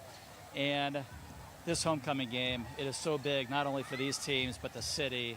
Such a huge crowd looking to your left. And what does this game mean to you and El Camino Real? Well, I've always been watching the games from the sidelines. I never even thought I would be on the field during a game. So this is actually like really cool for me. It's a whole nother environment being on the field and being in the stands. And especially since against Taft, it's a big rivalry. So this game means a lot for our team and for the city. All right, we'll let you go. Thanks so much for joining us. Thank you so much. That was place kicker Ashlyn DeLotte joining us. All right, thank you, Darren. Looked like you had a lot of fun with that interview. She's such a nice lady. I hope she plays college football. You know, next year she's going to be somewhere. We don't know where, but hope she's able to play. And it's certainly not football. More importantly, she's a wonderful person. I think she's gonna hit it big. She's taking up criminology. All right, now we're taking up highlights, and here's Jaden Williams busting free for an early touchdown. Well, number 16 in open space, going to make things happen. Again, the passing by Acevedo has not been perfect necessarily, but it doesn't have to be all the time. And this has been a mistake-prone Taft offense and a very opportunistic El Camino defense that has worked and has translated into some points. And they've gotten some big stops, the Royals have. Inside handoff here, and this guy's racking up some yards as well. Adrian Walker on the ground. He's had the benefit of some nice protection on by his tackles, and he's worked the sidelines a little bit. And I believe this was maybe one of the best plays for Taft in the first half. He had a reverse here, which El Camino Real, you can't really blame them. They weren't really ready for it, but they got into a fourth and manageable here, and still not able to muster up any points. So, get the ball back, and again, find Williams. As the second touchdown. Quite a grab there by Williams. He's had more than one. Don't forget the other mistake by Taft was that penalty they took off the first touchdown to give up the 4th and goal. Then they get a penalty on the conversion, making way for Elko's 2-pointer. And again, El Camino Real has won this series the last 7 times they've won the game. Earlier in this century, Taft had won 7 in a row. That's the longest streak. So an opportunity for El Camino Real in the second half if they can hold on to string together the most victories in a row in the 101 Classic. It's a friendly rivalry. I mean, they're only 5 miles apart. We've documented that. But these coaching staffs are very friendly. And when you talk to Coach Randolph, Thomas Randolph at Taft, I asked him, what do you like most about El Camino Real? And the first thing he said was, I love Noe Durant. He gets his players in the right position. It's been like the Noe Durant show tonight. We had him on here at halftime. And in the first half, like Thomas Randolph said, he had the Royals in the right spots. They made all the key stops, and they completely blanketed the Toreadors. Yeah, well, he was a defensive guy here himself, as you heard on our interview. And, you know, both teams coming into this game with some momentum, and it's just that time of year. You know, I'm a little surprised by some of the mistakes tonight, and I think you are too. But maybe it'll be a little cleaner in the second half. Well, again, you got to think of the excitement for these teams. This is really the big game of the year. Some nerves too. Yeah, you always want to win a league and city championship. You always have those aspirations, but you want to beat the neighbor. You want to win that rivalry game, and some of that nerves and mistakes we saw in the first half could be attributed to the fact that it's a rivalry game. And you can see they're packed in here like sardines in Woodland Hills, and this is quite a rivalry game. And again, last year it came down to the wire. And I must remind you that El Camino was down by this margin a year ago in the second half, and they rallied. So we'll see if Taft can do that and put it back on ECR. And they have the playmakers to do it. They just have to stop shooting themselves in the foot, take control of what they can take in control of, and get some blocking, maybe get a ground game established, and get the ball to your playmakers. Defense has done well for the first half. Obviously, a couple of hiccups on those 4th downs, but. All right, what do you want to see from First Taft? What do they need to do to establish not only an offense, but to get back in the football game? Well, first of all, you gotta keep the ball moving. Very similar to what we saw by the Toreadors late in the first half that did not translate into any points. They held the ball. They had the ball for about 4 or so minutes. They just could not get any points.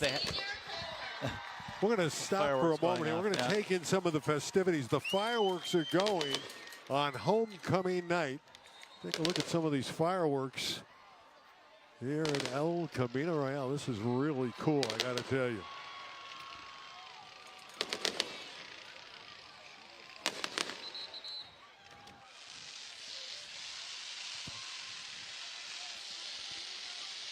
There it is. What a beautiful picture it is. That's what it's all about on homecoming. A night for these players and the student body to remember. They have the homecoming court.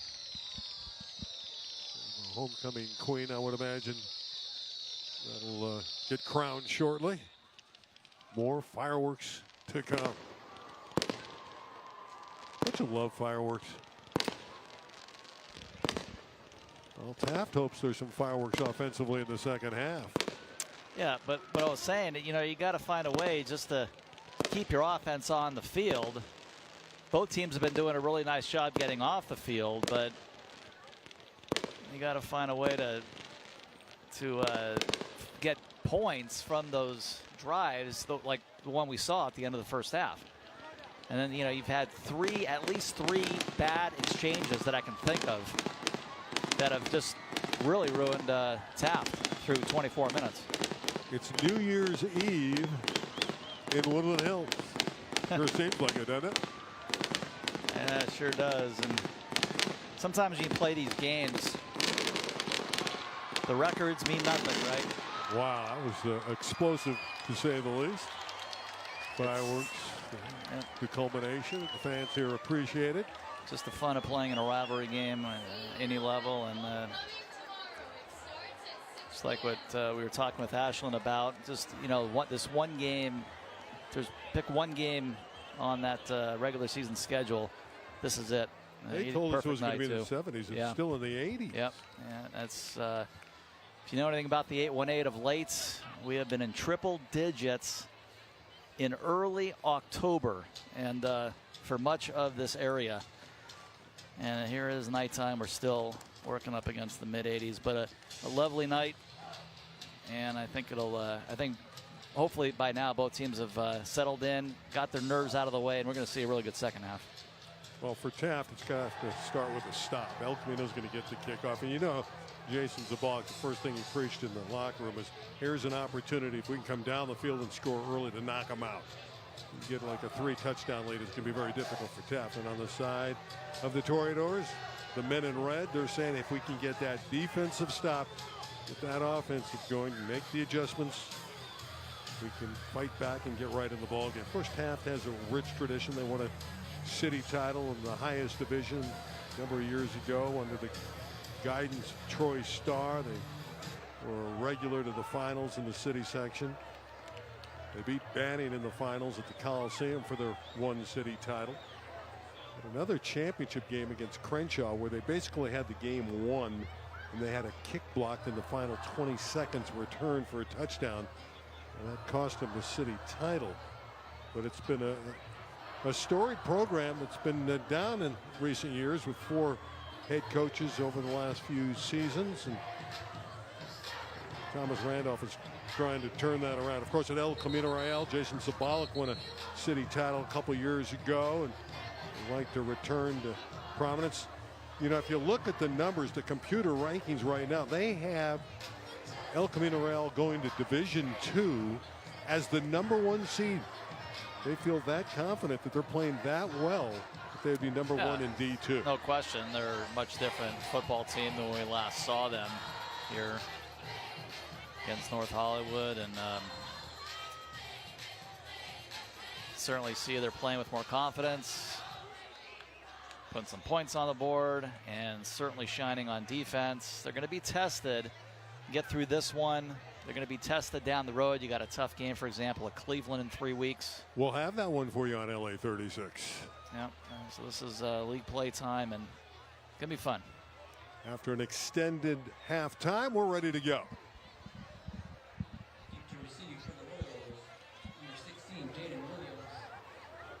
I mentioned Birmingham as well on the slate coming up.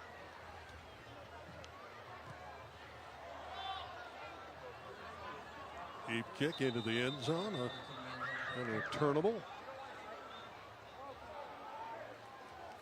It's the young man that joined the team just a few weeks ago for ECR, Isaiah Moore, number 29.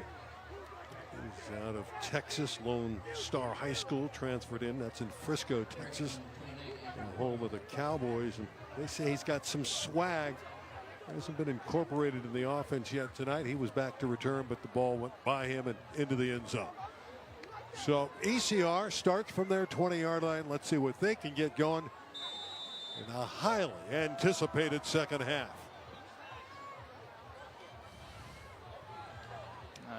I'm in awe of this crowd. I don't know if there's room for another body in this facility.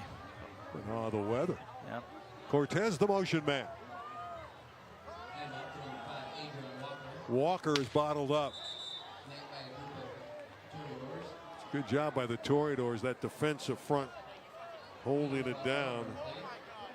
Julius Medina in the middle of that front, breaking up the play. Gain of just 1.5 yards. We'll call it 2nd down and 8 for Elko. First 30 seconds of the third quarter. And they were able to get Jaden Williams down the field and have him available. I think they'll take a shot with him pretty soon. 2 fourth-down plays, the difference in this game so far. Jaden Williams has made it happen. 16, you see him there on the outside.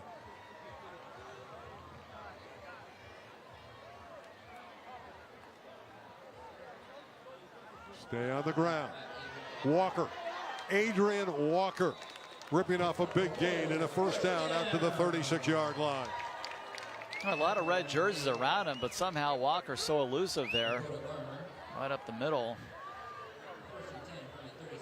Dakota Garner finally knocked him off his pins, but 16 yards downfield after the first down. See him get downfield. Yeah, somehow he gets to the second and third level. And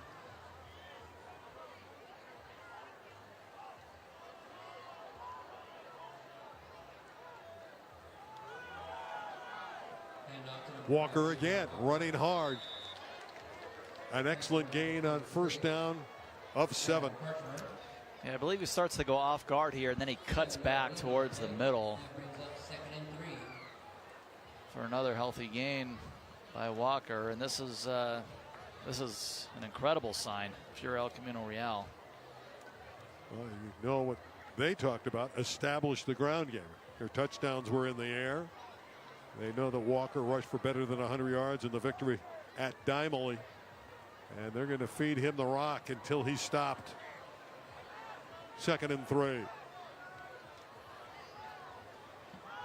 Walker again going wide, first down yardage, and a lot more to the outside before he's finally bumped out of bounds by Darius Carabo.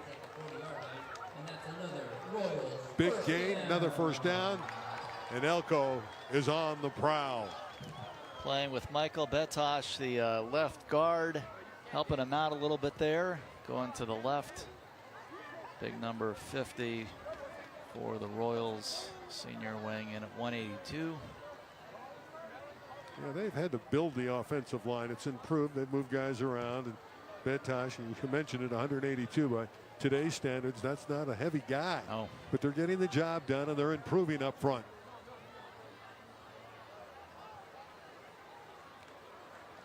They're feeding Walker, and well they should. Another good gain. Finally driven to the turf by Darius Taylor. It's a late flag that came in.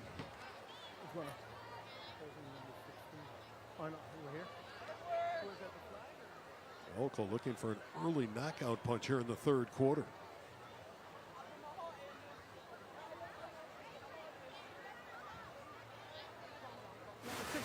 A holding will back him up, though.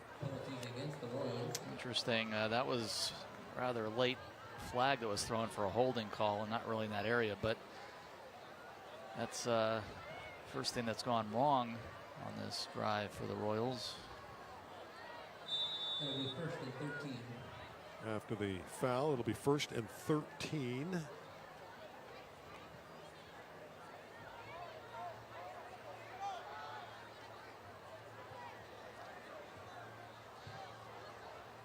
Elko again establishing the ground game here in the 3rd quarter. It was an aerial show in the first half. Walker remains in number 5. He's been the featured running back here in the 3rd quarter. Fly sweep with Williams. Jaden Williams trying to turn the corner. Picked up a few. Number 9, Jaden Green. Looking at 2nd down. Jaden Green ran him out of bounds. Yeah, the fly sweep, number 16, trying to make something out of nothing happen, and he ends up getting 3. So back to the original line of scrimmage. 2nd down and 10. If they direct this one to number 19, Rafa Cortez, the sure-handed wide receiver. They have him set up to throw the football here, where the ground game's been operating. And Acevedo's going to try to take to the air if he can, but he's being pursued, and he throws it away. And there was a receiver in the area, so it's just an incompletion, no flag. There is a flag, actually, and I thought, but I would agree with you. I thought there was a receiver, and that's what the coaches are arguing here. There was a delayed flag, but I am with you on that. The Royals had 3 men lined up to the right side on the short side of the field, and they were there. It is intentional grounding. Let me tell you this, though. And it's a great cause. The pink flag goes out. They're using it for cancer awareness. But we can't see those flags. It's not like the yellow, which shines. On the pink, it's harder to detect. So there's been a few times tonight we haven't seen the flags come out when they really are out, but they're pink and they're hard to see. That one hurts. That backs them up. And again, El Camino Real, their own worst enemy with these. They've had a hold and now a grounding after a really nice looking drive. Back to their 40-yard line.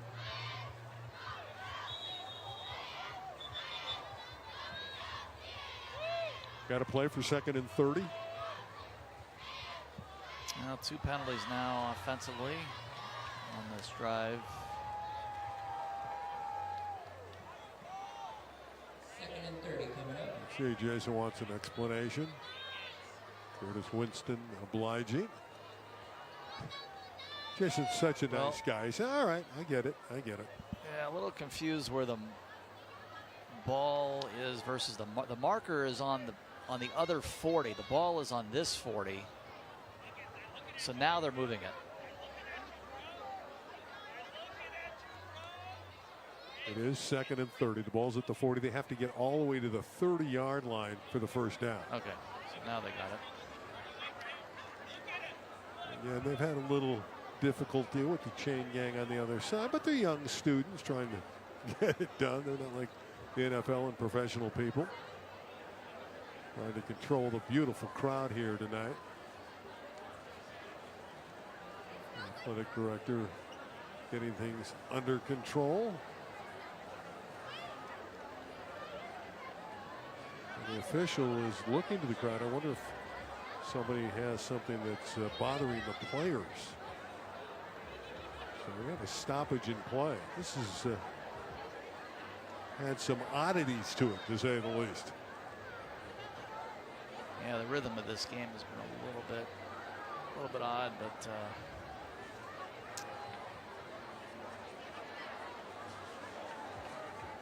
see, they upper right-hand side.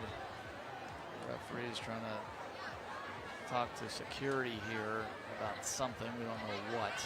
Well, Richard Russell, the athletic director here at El Camino Real, is one who was communicating with the officials. Whatever they saw, they've rectified. And there's the press box. I'm not sure they have the answers up there either. But, something stopped play. Usually it's a mirror or something like that, or trying to bother a player. I don't know, but it's all speculation at this point. Whatever it is, it stopped the festivities for a couple minutes, and we're about ready to proceed. Again, it's 3rd down on the down marker and 30. Actually been a good sequence for Taft because these penalties have pushed El Camino Real way back. Acevedo, the deep ball for Williams, is open. He's gone. Touchdown, ECR. That was a much better throw. Again, finding number 16 for the 3rd time tonight. What a night for Jaden Williams. This one for his favorite number. He had 2 60-yarders a couple weeks ago in the win at Diamond League, and that was exactly 60 yards. Acevedo to Williams. Just got to put it in his vicinity and give him a chance to make a play, and that he did. How about 3rd and 30, and they get 60? 60-yard touchdown pass, the 3rd one tonight between Acevedo and Jaden Williams. Connor Bailey looking to add the PAT. Cortez holding. It's a fake. Cortez throwing it into the end zone. Is it caught? Yep. It is. What a catch. Yeah. Brought in by Shifa Naeem. So Naeem with the catch. And 23-0. Naeem with a nice moment there. Wasn't expecting that. Shafi Naeem. Well, here's the home run. 3rd and forever. Can't let number 16 get behind you on 3rd and 30. I think we highlighted the right guy in the pregame. In Williams. Yeah, I mean, you got to keep that guy in front of you in a situation like that. I mean, it's 5 touchdowns for him in his last 2 games. 3 tonight. Yep. And that is an absolute backbreaker for Taft. You have him 3rd and 30. El Camino is struggling, stammering, making mistakes with penalties, and then they hit the home run ball. Acevedo over the top on the deep post to Jaden Williams. Taft 1 play away from probably getting the ball back, and that's 3 times already 1 play away from getting the ball back. And that's been the story of the night. Not being able to get off the field, needing 1 more stop. Excellent coverage as Parvizi attempted the return. Let's take another look at that 2-point conversion and a great moment for Naeem. Well, a fake and then just rolling out there. The ball just dumped in, and yeah, real time it looked like it was thrown lower than that, but it was a nice find there in the back of the end zone. Shafi Naeem, and I don't know how many passes Rafa Cortez has thrown in his career, but he completed that one. 23-0 ECR, a dominating performance. Back to the drawing board offensively for Taft. Dakota Garner with the catch, and he's gobbled up by Javon Kagwa. There's not a lot of operating for these Toreadors. Pick up about 5 there.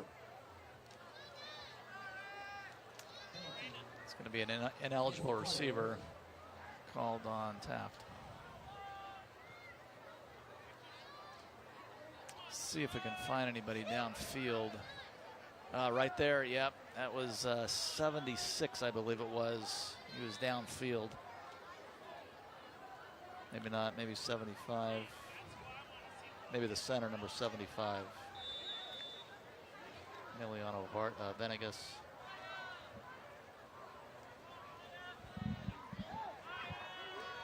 First and 15 as they're backed up after the infraction. Been a frustrating game for the Taft team offensively, but from the beginning, right from the opening sequence, the first series of downs, El Camino Rael's been in control. Pressure again. This one's thrown away. Nice catch by Jason Zabalik. The hands on the coach made the grab. He's getting high fives. They love it. And again, the Royals. He was a lineman, not a receiver. How about this catch by Jason Zabalik on the sideline? The Royals just continue to get pressure, right, in on Nathan Swinson. All smiles tonight. Yep. 2nd and 15. Not smiling on the Taft side. They thought coming in, if they executed, they could win the game. They were a confident group. Being pushed around right now. Back by 23. There's a throw to Garner underneath. Just a check down, and Cog was all over that.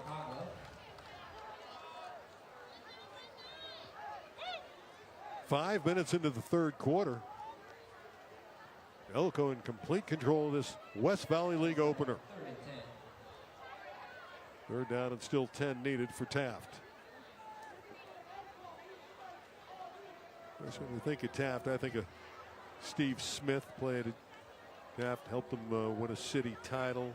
He was on that championship team and went on to play with the New York Giants. Played on a Super Bowl champion that knocked off the Patriots. Brady. Smith made a big grab for the Giants down the stretch in that game. Pressure again on the quarterback. And he's lucky that one wasn't picked off by Kagwa. And Swinson is not yet up. This Elko defense really came to play tonight. Now he's up. And he's walking around under his own power. Good to see. At the quarterback for Taft, Nathan Swinson, just under all sorts of duress for most of the night. I'm anxious when we come back and do the game at Cleveland, because that's a good Cavalier team that's teetered in the top 10. Now they're out of the top 10 in the city, but see if Elko can go to Racine and pull that upset. Interesting to see where Elko ends up in the playoffs this year too. We told you they're the top seed right now if the season would end today in D2. They're confident they could play and do some damage in D2. They don't want to go in D1. The way they do it, it's computer rankings. The top 8 go into the Open, the next 16 into D1. Here's the punt. Kagwa on the return. Breaking a tackle. He's into Taft territory. I think that might have been partially blocked. That punt, no hang time at all.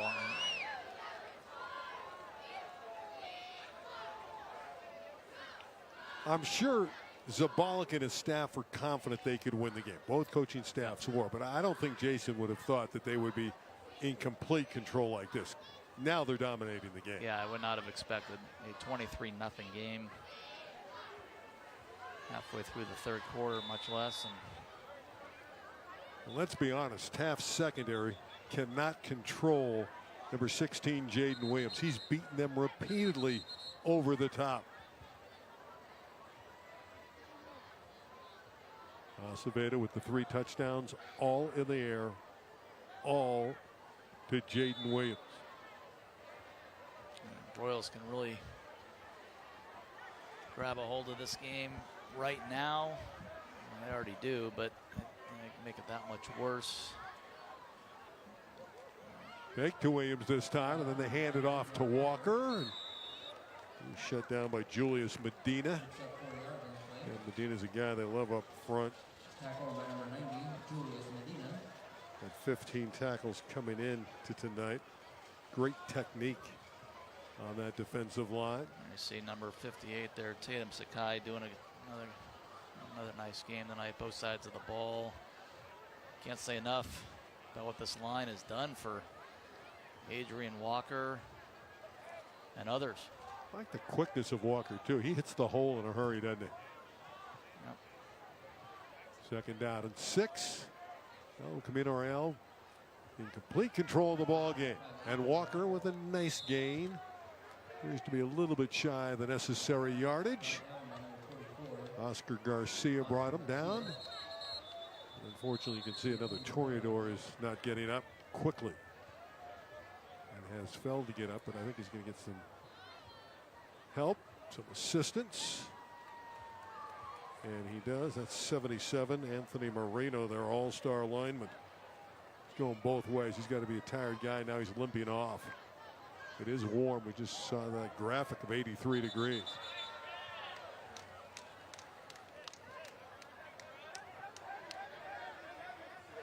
The 3rd and short.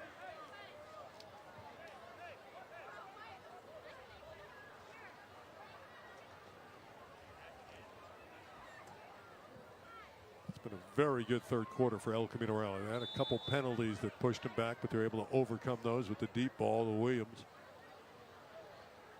They're confident in getting the ground game established. Kagwa's come in. Genovesi's in, the big back. Surprised they haven't given the ball to number 2. He's a short yardage guy. Also playing on the line. This is Kagwa. He didn't get there. It's going to bring up 4th down. Nice play defensively. Sifting through was Adam Karchmer. 4th and short coming up. Elko's going to go for it, obviously.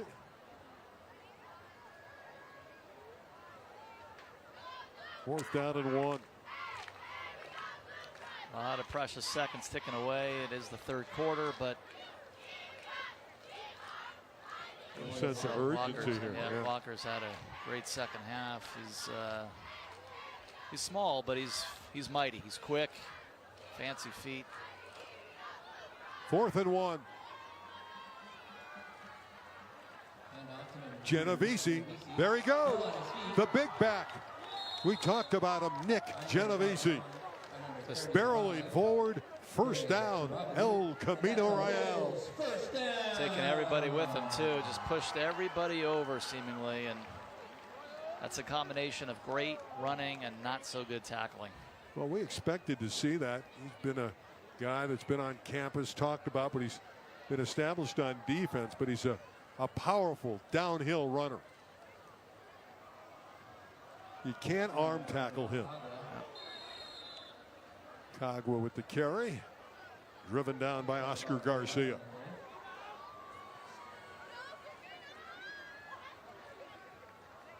What a third quarter. Hayashida, his offense in complete control.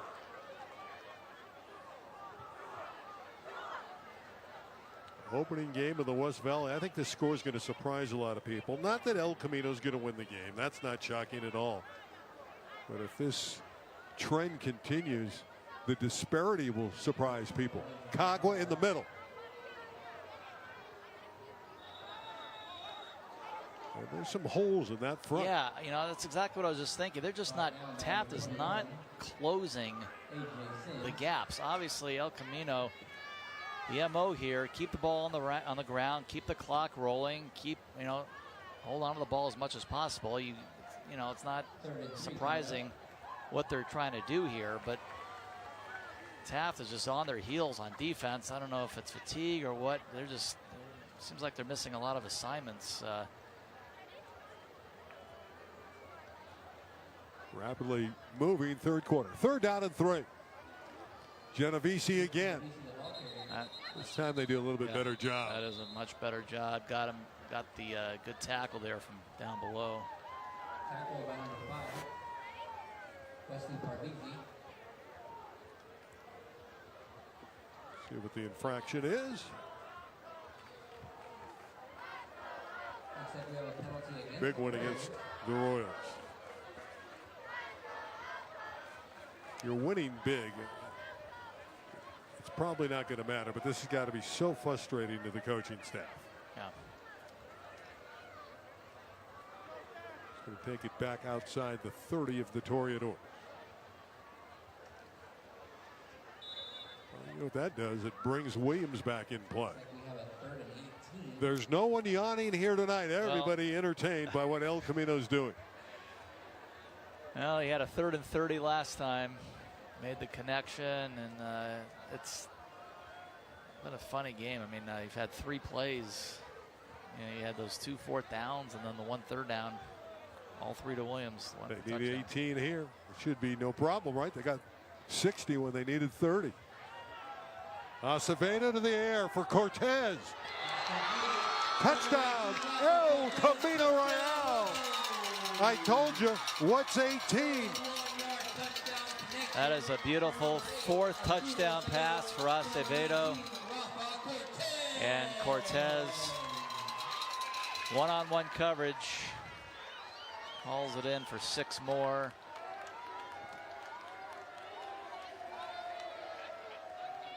Four touchdown passes for quarterback Arturo Acevedo. The Royals extend their lead momentarily. These receivers has just been way too much to handle for Taft. They've gotten behind. Look who's kicking. Defenders. Give a dead ball. Go ahead, you make the call on the kicker. She's your friend. Number 19 and 11. Penalty. Hey, that's 2 penalties though. That's an unsportsmanlike.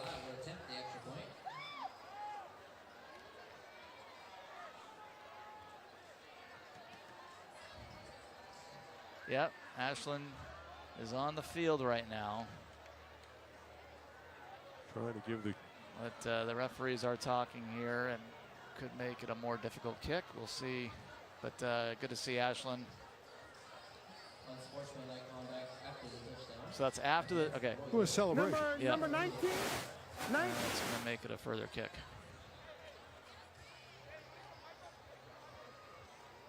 Ashland comfortable from around 30.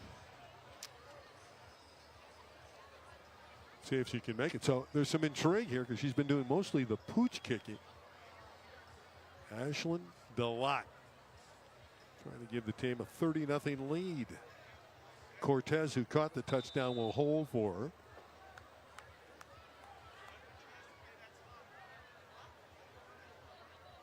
Good snap. Place down. Kick is up. Kick is good. Yes. Crowd loves that one. Great to see Ashlyn Delat. What'd she say? She's having a lot of fun this year, right? Yes, she is. And how delightful was she at halftime? Very delightful young lady, and going to be a successful person, college years and beyond. Here's the touchdown pass. Right in the basket for Cortez.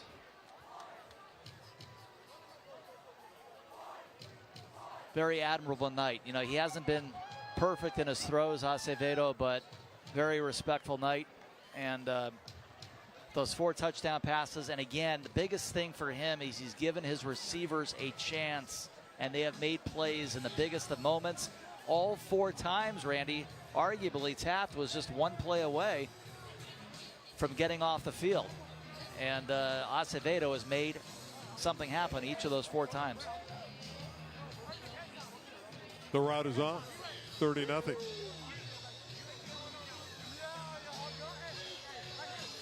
What's it in journalism? At the end of the story, when it's over, they write a 30. In some respects, this one's over. But we still have a 4th quarter to play in the final seconds of the 3rd. And what a night. Homecoming night at El Camino Real. Connor Bailey to kick off. He's been pooching it all evening long. Continues to do so. And it's been effective. He's kicked it to Karan every time. Let's go back. Normally you don't look at a PAT on a replay, but hey, it's Delat's moment. Oh, it's great to see her on the field. Member of both the varsity and flag football teams here. Grew up a soccer player, fell in love with this sport. By the way, that was good easily. And you know, obviously she's adored by her teammates. They love it.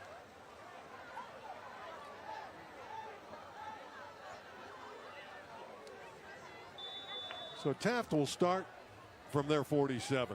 There's Ashlyn. She's having a good time. She told you she's having great fun this year. Not sure if she wants to play college football, but she's going to think about it. She's got a very strong leg. She could play, if she wanted to, she could play somewhere. Just does she want to? That's what she's not sure of, and she's got a criminology future.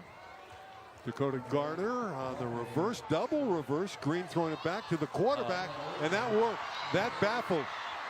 Taft's going to get a touchdown from Dakota Garner, and Garner goes all the way. Trickeration works, and the Toreadors will not be shut out in the 101 Classic. Yeah, that's the 2nd time tonight that the Royals have been fooled by a trick play. This one they were very lost on,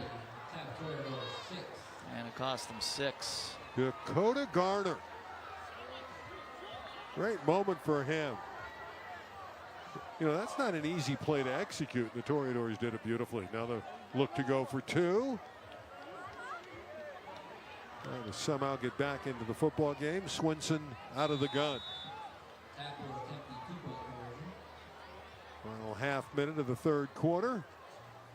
Swinson pressured. Throws it too tall. Again, Garner was the target. Pass was broken up by number 1, Devon Cabo.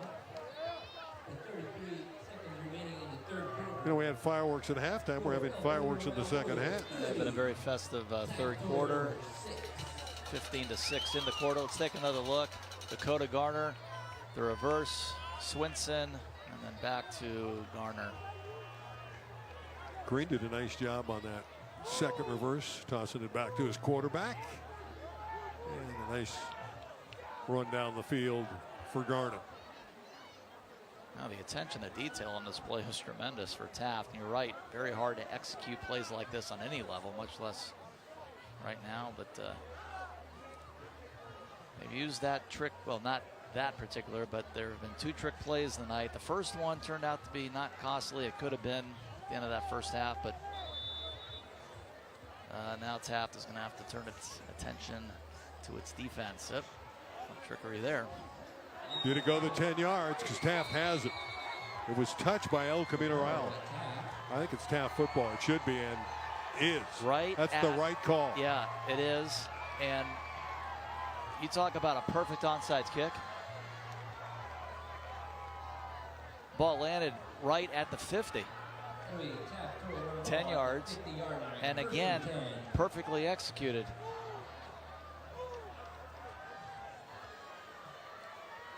Take another look at this. He gets the hops, right? Straight off the ground. The movement of the football going in every which way, causing all that chaos, and it goes exactly 10 yards. Officials are huddling. If you're Taft, you never want to see that because you've recovered the ball. It's a 30-6 game, and a little bit of life here for Taft. Yeah, a little bit, and I'm not sure what the conversation is because that ball dropped right on the 50. That's where it was picked up. Didn't see it in real time or on replay. Touched before the 50, so should be Toreador ball. And you're right. You know, you score, let's say by early fourth quarter, you have a shot to pull to within 2 possessions if you can get 8 points. But indeed, 1st and 10, Taft. On my whistle, don't hike that ball yet. You got to wait till I get back in my spot. First down. Well, it's Toreador football. Long discussion. Not exactly what they were chatting about, but these officials have huddled a lot tonight. It was obvious that it was Taft football too. Starting from the 50. Going to get it right back on the onside kick. Pass caught. Karan, who's handled the ball a lot tonight, mostly on those kickoffs, going low to the ground to pick up about 6 yards.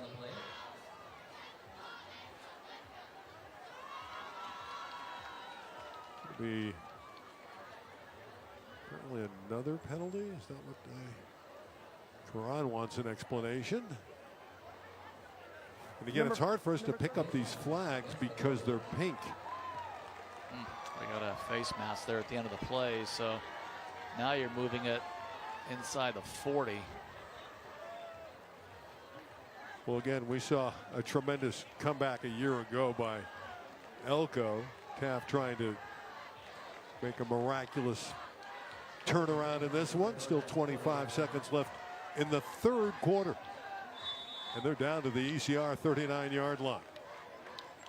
They need to score quickly, though, if they want to get back in the game.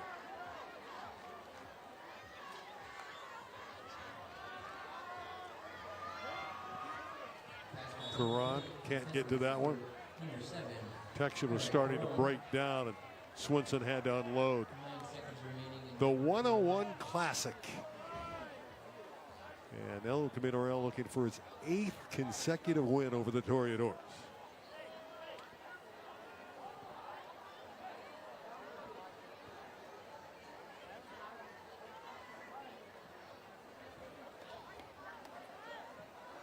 Game over 2 hours in duration. We're in the 3rd quarter, tail end of it. These penalties have slowed down the game a little bit.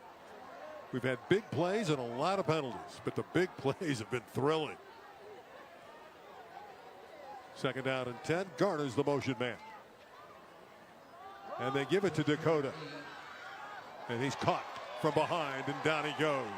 Wrestled to the turf brilliantly by Lance Wilson. Another late flag, and that's the end of the 3rd quarter. It's the end of the 3rd quarter, and it's not the end of the penalties. Curtis Winston has had a very, very busy evening.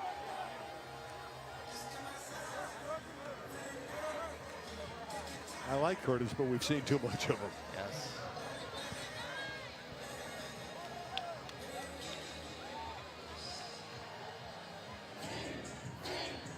After 3, it's 30-6.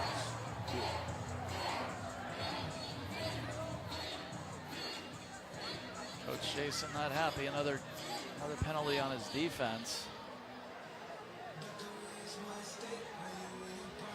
Yeah, in some ways, because of the penalties, they're mirror images of one another with the fouls. Yeah. So As a coach, you know what the issues are. You got to clean that up. 12 minutes still to play. Camino Real looking to go 1-0 in the league and improve to 2-4 overall. We saw them do this a few years ago when they won the city title. They started slow and really came on like gangbusters. That's really a tribute to the coaching staff, Jason Zabalik and his crew. Hayashida, the offensive coordinator, Duran, the defensive coordinator, pulling the group together. And that's not easy to do when you get down in the dumps. You're losing football games early in the season to turn it around. Well, they've been able to do that during their tenure. Right. And there's good news is also a big chunk of the season left.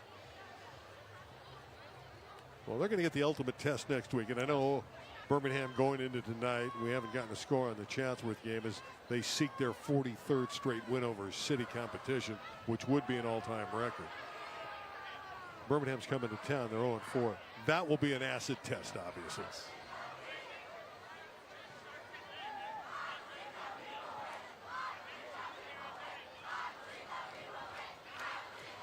So it's second down and very long. After another foul against the Royals.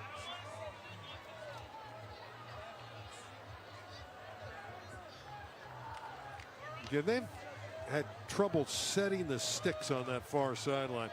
It's one of the reasons for these delays. Yes. And there's students doing it, so we understand. Second down play once we commence here and begin the fourth quarter. We're ready to go. Taft looking to score on back-to-back possessions. Deep ball down the field, not quite there.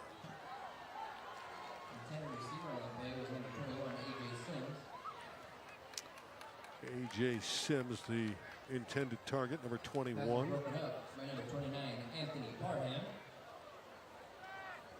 That'll bring up a third down. There's our weather. It's still in the 70s. Not bad for nearly 9:30 at night.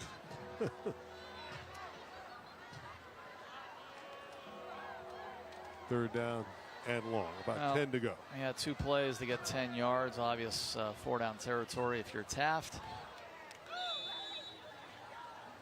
Now that's a flag I saw in the backfield, tossed high into the air. Legal substitution.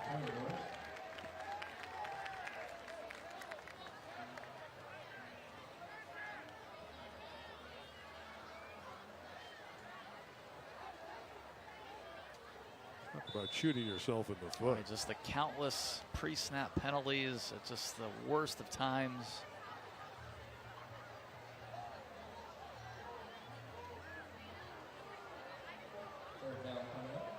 Third and 15. Down marker on the far side. That's incorrect. Those students are struggling a little bit with those sideline sticks. Pressure on the quarterback. That's an illegal pass. Yeah, that's. You can't do that. He threw it to his lineman. Right. That didn't look right. Good idea, but unfortunately it doesn't count. Jeremiah Manu, big guy up front, brought it in. Starting offensive lineman loved it, but that's a no-go. Yep, and you also had a second lineman down there as well, Anthony Marino.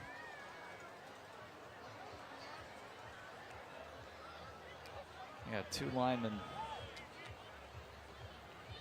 downfield, and one made a catch that will not stand. No, it's not. We have an illegal Taft's going in the wrong direction. Here, right. It's going to be a loss down, third down.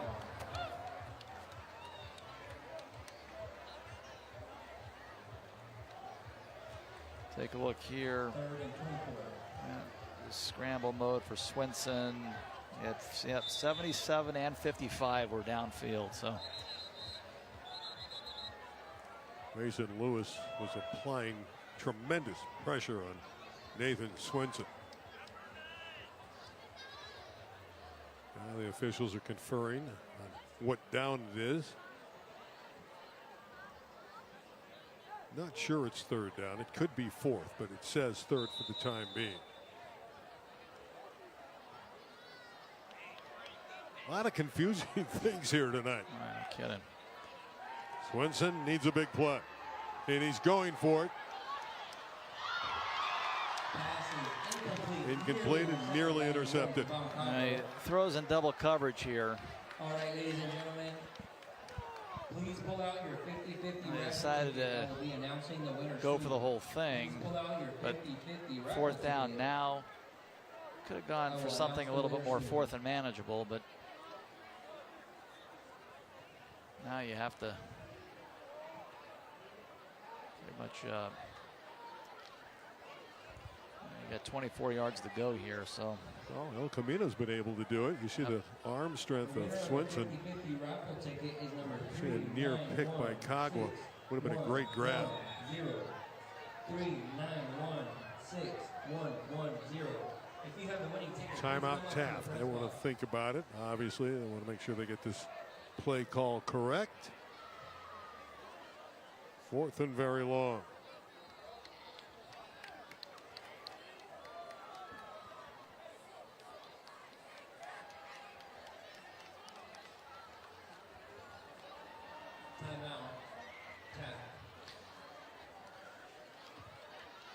Congratulations to the winner. 30-6. El Camino jumped to a 30-0 lead. Taft had a double reverse and a touchdown pass. Swinson to Garner to get a touchdown, then recovered an onside kick, and now they're looking at fourth and a long way, about 24 yards. El Camino was able to build a 30-0 lead on the strength of their quarterback Arturo Acevedo, throwing 4 touchdown passes, 3 of them to Jaden Williams and another to Rafa Cortez. 4 times Taft may have been just a play from getting off the field, couldn't do it, and that's really hurt. El Camino's done a great job tonight of limiting Legend Wilson. He has not hurt him at all. They've bottled him up. They do split him out wide to the right here on 4th and 24. Well, this is the last gasp in many respects for the Toreadors. Deep one, lofting it into the end zone, and it's caught. Green with the touchdown. What a great throw from Swinson to Green. It is amazing the touchdown passes we have seen tonight on both sides. Jaden Green getting behind the secondary. And it's 30-12. Well, that'll make it mildly interesting here in the fourth quarter. Well, if you can convert a 2 here, Taft would be back within 2 possessions, and you got 10.5 to go. They've already recovered 1 onside kick. This is a huge 2-pointer. Here's the throw, no good. Thrown too hard and in the coverage, so that's a big miss. Again, intended for Green, the touchdown maker. Well, Taft is providing us with some entertainment in recent moments. It's been a very choppy game, but with some great big plays. Yeah, explosive plays. 3rd and long, 4th and long. Clearly, you can see we have a lot of star power on the field tonight. Quarterbacks and receivers. Well, you're down 30, and you're getting 6 at a time. You only need to do that 5 times. You got 2 of them done, right? Yeah, with time, little by little, wearing thin. You do have 10.5 to go, but still a 3-possession game, and clearly you got to try that onside-er again. Parking lot's going to be difficult to get out of here tonight, don't you think? Yep. Just figure we won't get home till midnight. For Jason Zabalik, a walk in the park has got some anxious moments now. Let's see if Taft can provide us with another onside kick that works.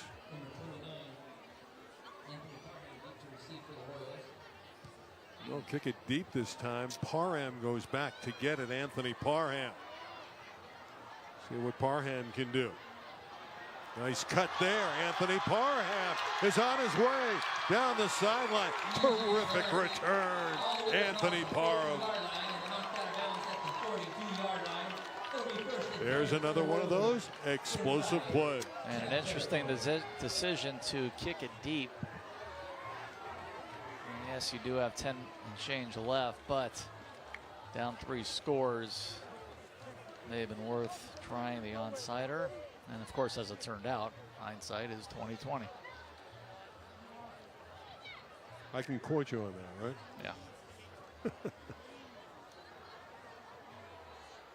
I haven't seen the El Camino Real offense in a while after 2 quick scores for Taft and the onside kick. Of course, there's a flag. You all knew that. Penalty's going to take that back.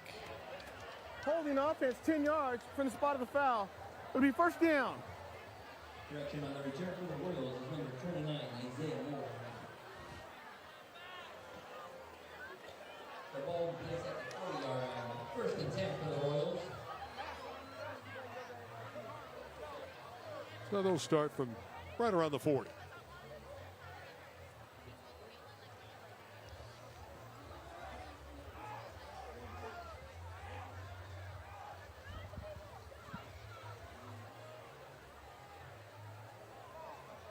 And you can see trying to get the teams into play tonight has been a chore.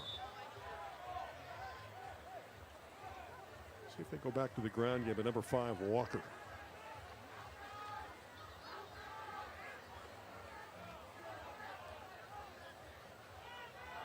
Yep, it is Walker. Quick hitter, not a whole lot there. Bottled up by the terrific defender Darius Taylor. Again, he's the leader. 24 on defense for Taft. If you're El Camino Real, yes, you're keeping the ball on the ground, but you're also working the play clock. You don't want to snap the ball too early in the play clock.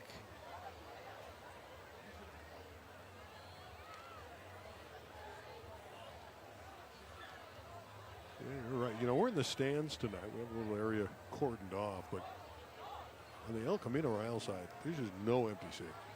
And it's just surreal to be in the crowd with this group on a homecoming night in Woodland Hills. Acevedo, nothing there.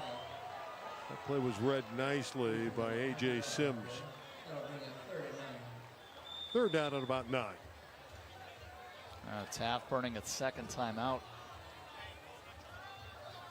Well, it's not a bad idea. You got to stop the clock at some point. You want to get the football back, try to score, and then try another onside kick and control your own destiny by having the football. That'll bring both teams to the sideline. You got to appreciate Taft, after falling behind 30-0, not packing it in. No quit. There is no quit. That's great to see. Never know what can happen in these games.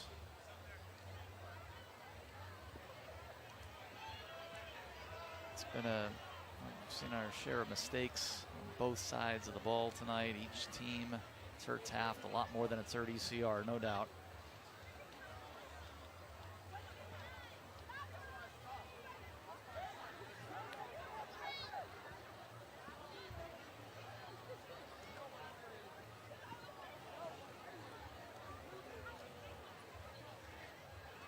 Of course, Taft needs a defensive stop to stay in the hunt. What going to try to do here? Need to make one more play. We've said that all evening long. Just one more play, but Taft's not been able to do that. Haven't been able to get Elko off the field.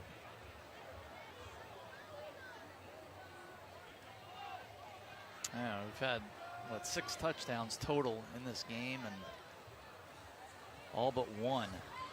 Just, third and long, fourth and long, desperate type situations. And ECR has won that battle. Third down and 9.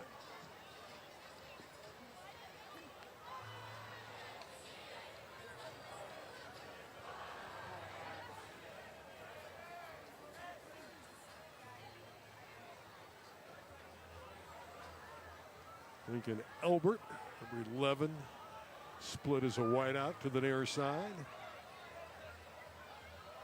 Right up in the slot next to Jaden Williams. Let's see where this ball's directed. One would think that Arturo Acevedo would go up top, and we have another conversation.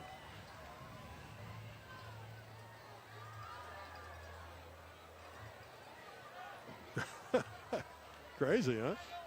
Beyond. I think we've entered the twilight zone.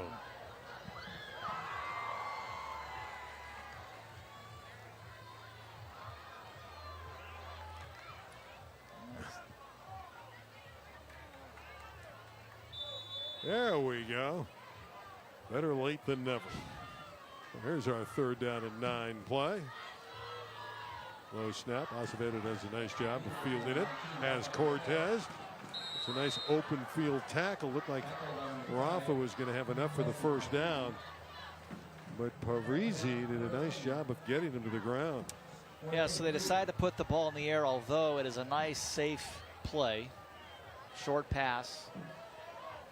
And you got some yards after the catch as well to make it 4th and short. But got to punt the football. You absolutely have to punt the football here. You flip the field. You try to get a nice, if you can get the ball at least inside their own 20. Well, the punter's out there, David Molina, for 9. So they are going to kick it away. Taft electing to hold on to that last timeout. Another stoppage. And the Royals take the timeout. Yeah. In the world of elbow sports, varsity volleyball team beat Valencia 2-1 and Pericles 2-0 in the Valencia Well, this 4th down is going to take some time, and this 4th quarter is slowed down considerably. Yeah.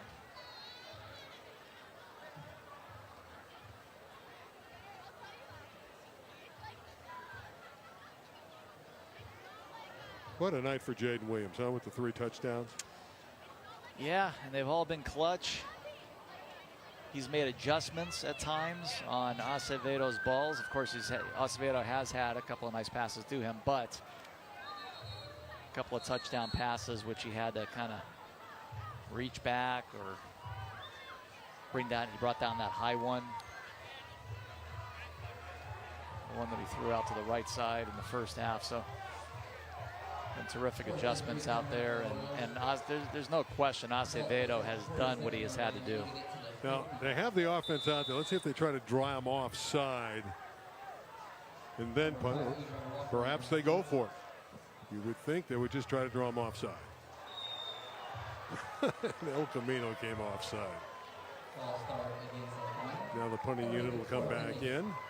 That's why the Royals took the timeout. Strategically, it was the right move. They just didn't execute. Yeah, the Royal coaching staff, some of them, they are livid. The game plan there blew up on them. However, they will punt the ball, and I think an opportunity again to push Taft back and again make them go a good chunk of the field. It's still a 3-possession game.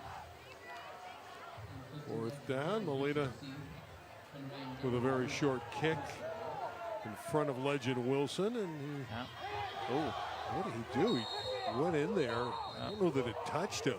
If it did, it could be El Camino's football. We'll sort this one out. Legend should have just backed away from it. Yep. Started to take an Elko bounce, and Elko saying it did touch Wilson. And that would be kind of the cherry on top of the hot fudge sundae, what kind of night it's been for Taft, but it looks like they will get a break. That does sound good, a hot fudge sundae about now. It's nice and warm out here. They get a break, Taft does, but the mountain is steep right now with 8 minutes to go. Well, it's 30-0. Back to within 30-12, and let's take another look and see if Wilson indeed touches this ball. I don't know why he's in there. He should just back away. He may have recovered his own ball. Yeah, he did. Yeah. He did. Yeah. Okay. But there was no reason for him to be in that group there. He looked like a rugby scrum. Well, you would think Taft's about to air it out, try to get back into the hunt. Swinson is pressured and down he goes, and the ball comes out. Another mad scramble. What a job tonight by the front four of El Camino Real. Recovered by the Toreadors. Another look at that. He had no chance. Lewis was breaking in on a Mason Lewis. After the recovery, it's 2nd down and 11. We're looking at the clock. 7.5 minutes to play. Of course, El Camino knows they're going to throw on. They're pinning their ears back and coming after Swinson. They move the pocket. Another flag into traffic. Deflected away and incomplete. Kona Malley had a shot to intercept the ball. This is a hold on Taft.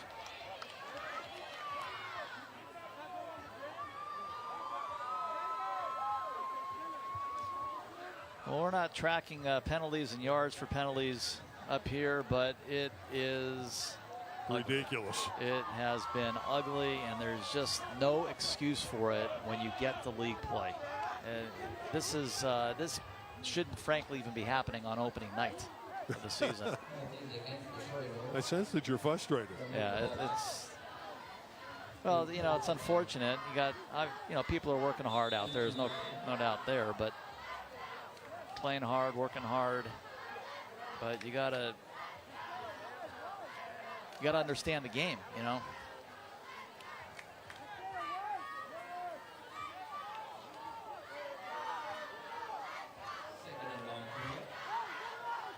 Second down and a long way. Garner again in motion. Pretty good looking football player, by the way, Dakota Garner. And he's going to throw it. He takes the handoff, and Garner throwing long. Another trick play for Green, and Malik knocked it away. Broken up beautifully by Kona. I will say this, Taft has a nice bag of tricks. They've had 3 or 4 interesting wrinkles and great execution on these trick plays. They're nice when they work. Problem is, you're not going to do much of them typically, and by the time it worked for them tonight, ball game is perhaps out of reach. And we got more laundry on the field. Of course, I don't even say it anymore. It's taken for granted.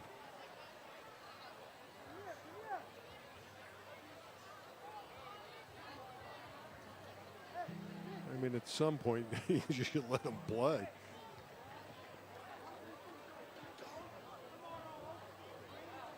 Well, it's a first-year head coach, and Thomas Randolph, although he's been on the staff for a number of years, and these guys are trying to get on the same page, and this has to be disappointing to him, especially after he preached discipline to us. Yes. He said that was his number 1 priority. Felt he had ironed out some of the things that they had happened to them last week when they won at University. Call a timeout and wave the flag off, I think. Some uncertainty in the officiating crew tonight as well. Now the 6:51 to play in a 30-12 game for El Camino Real.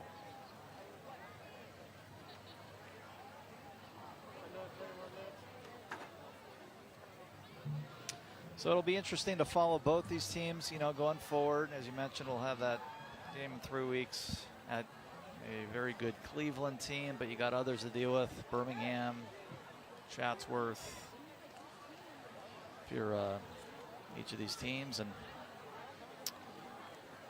league is still very competitive, but what we're interested to see, okay, you had a lot of the mistakes, the ugliness of all the penalties tonight. So now you ask the question, okay, where do we go from here, and what happens next week? Well, again, next week they have Birmingham. Yes. They'll be the big underdog. But then they have Granada Hills, and Granada Hills has been a dominant team in recent years, but they're not as good this year. Yeah, so regardless of how the scoreboard turns out, you gotta play the game better, right? You gotta clean things up and the scoreboard will work itself out. You just have to have a heart-to-heart, right, on Monday in practice, and then just watch film, learn, and be better. Well, you love the big plays. You love the fact that you've scored at least 30. You don't like the fouls.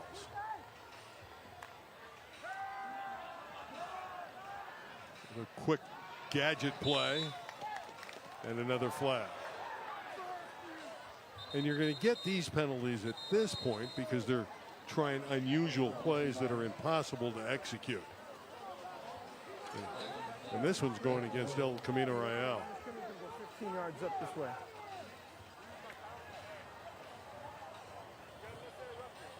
So again, we'll have Birmingham, Granada Hills, Cleveland, and Chatsworth to round out the regular season.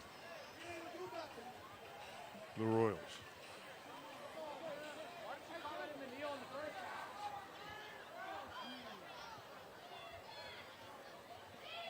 Personal foul against the Royals. How many plays in a row now is that with a flag on the field? I'm not counting. Yeah, we stopped counting a couple of hours ago, and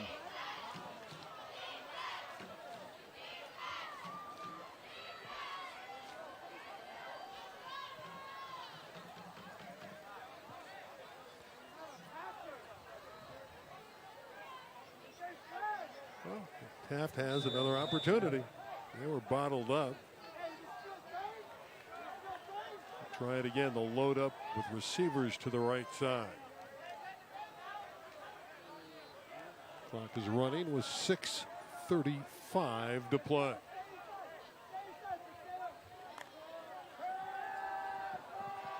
Over the middle to Karan. First down, Taft High School just trying to stay alive. that's a play that's worked for Taft tonight. Opportunity to build on that going forward. Unfortunately, Karan is down. See what happens here. Nice pass. And he gets sent backwards. Nice hit there from Takia Campbell, outside linebacker. But we hope in a situation like this, just a matter of maybe getting the wind knocked out of him. But we'll see. Sitting up now. Yeah, Karan's okay. Yeah. He did take a big blow from Campbell.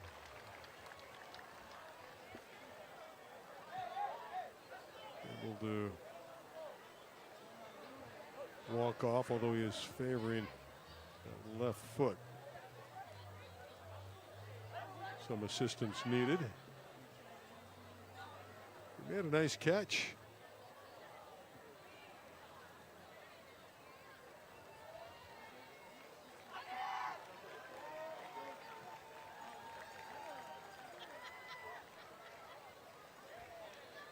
Taft has all its players out there.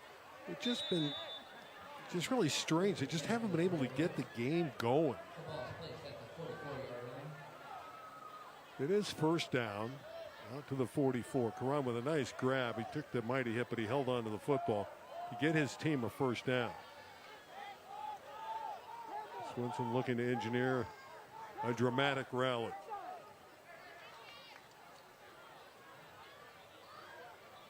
Wilson's out there, Garner's out there, so they got some weapons still.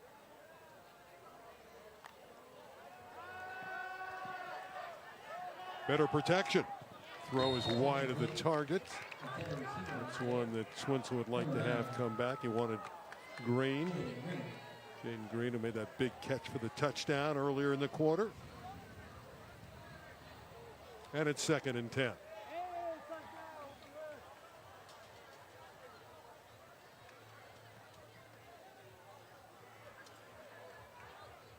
Will probably be the last game of the night that concludes. It's a long one, and it started at 7:15 because of the homecoming. We will be done by midnight, though, I promise. But I don't mind because it's just absolutely delightful out. There's no wind at all. It's just like perfection weather-wise. Yeah, between the interviews, the fireworks, the homecoming, the big plays. The big plays on 3rd and 4th and long. Another one down the field. No good. That certainly should have been picked. Number 4 for El Camino, Shane Bogas, had his back towards the quarterback. He's got to become the receiver, actually, on that play. Intended receiver on the play was number 8, Dakota Garner. Another flag, of course. This is as many penalties as I've seen in a game. I got to find out afterward because we're not keeping track how many were thrown tonight.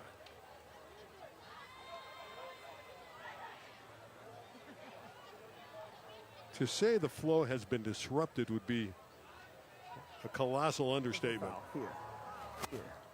This personal foul against Taft. Penalties against the Toreadors. Yeah, I would imagine some of this is because the rivals and words are flowing freely. Yeah, I'd imagine a lot of nerves tonight. You're right. Rivalry games can bring out some things that aren't normally brought out on the field, and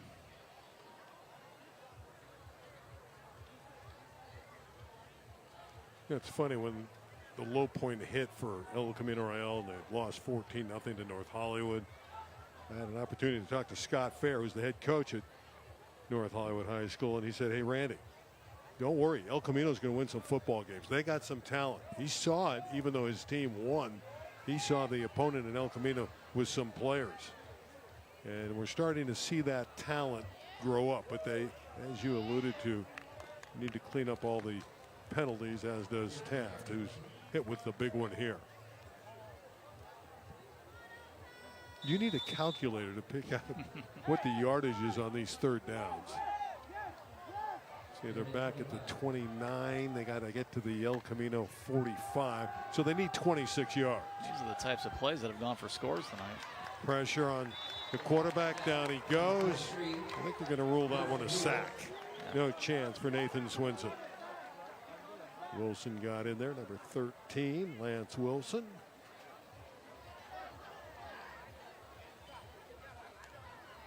Keep the clock running at 4:50 left. In a very unusual night. It's not quite Halloween yet, is it? It feels like it, right? 4th down. And a lot. See, they're back at the 17. Are they going to go for it? I guess they will. No reason not to. This is their last gasp. If they turn it over here, Elko will be at point blank right. Now they've changed it to 3rd down. They've really struggled with the down markers. Swenson directing traffic. That's a nice aerial. As good a throw as he's had all night. Pinpoints this one to number 5, Wesley Parvisi.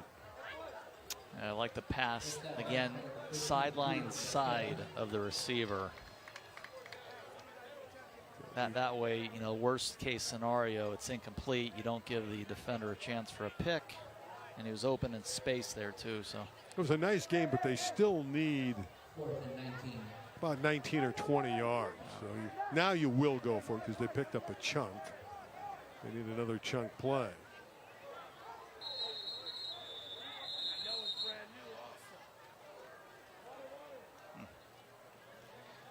And another stoppage. Yeah, it's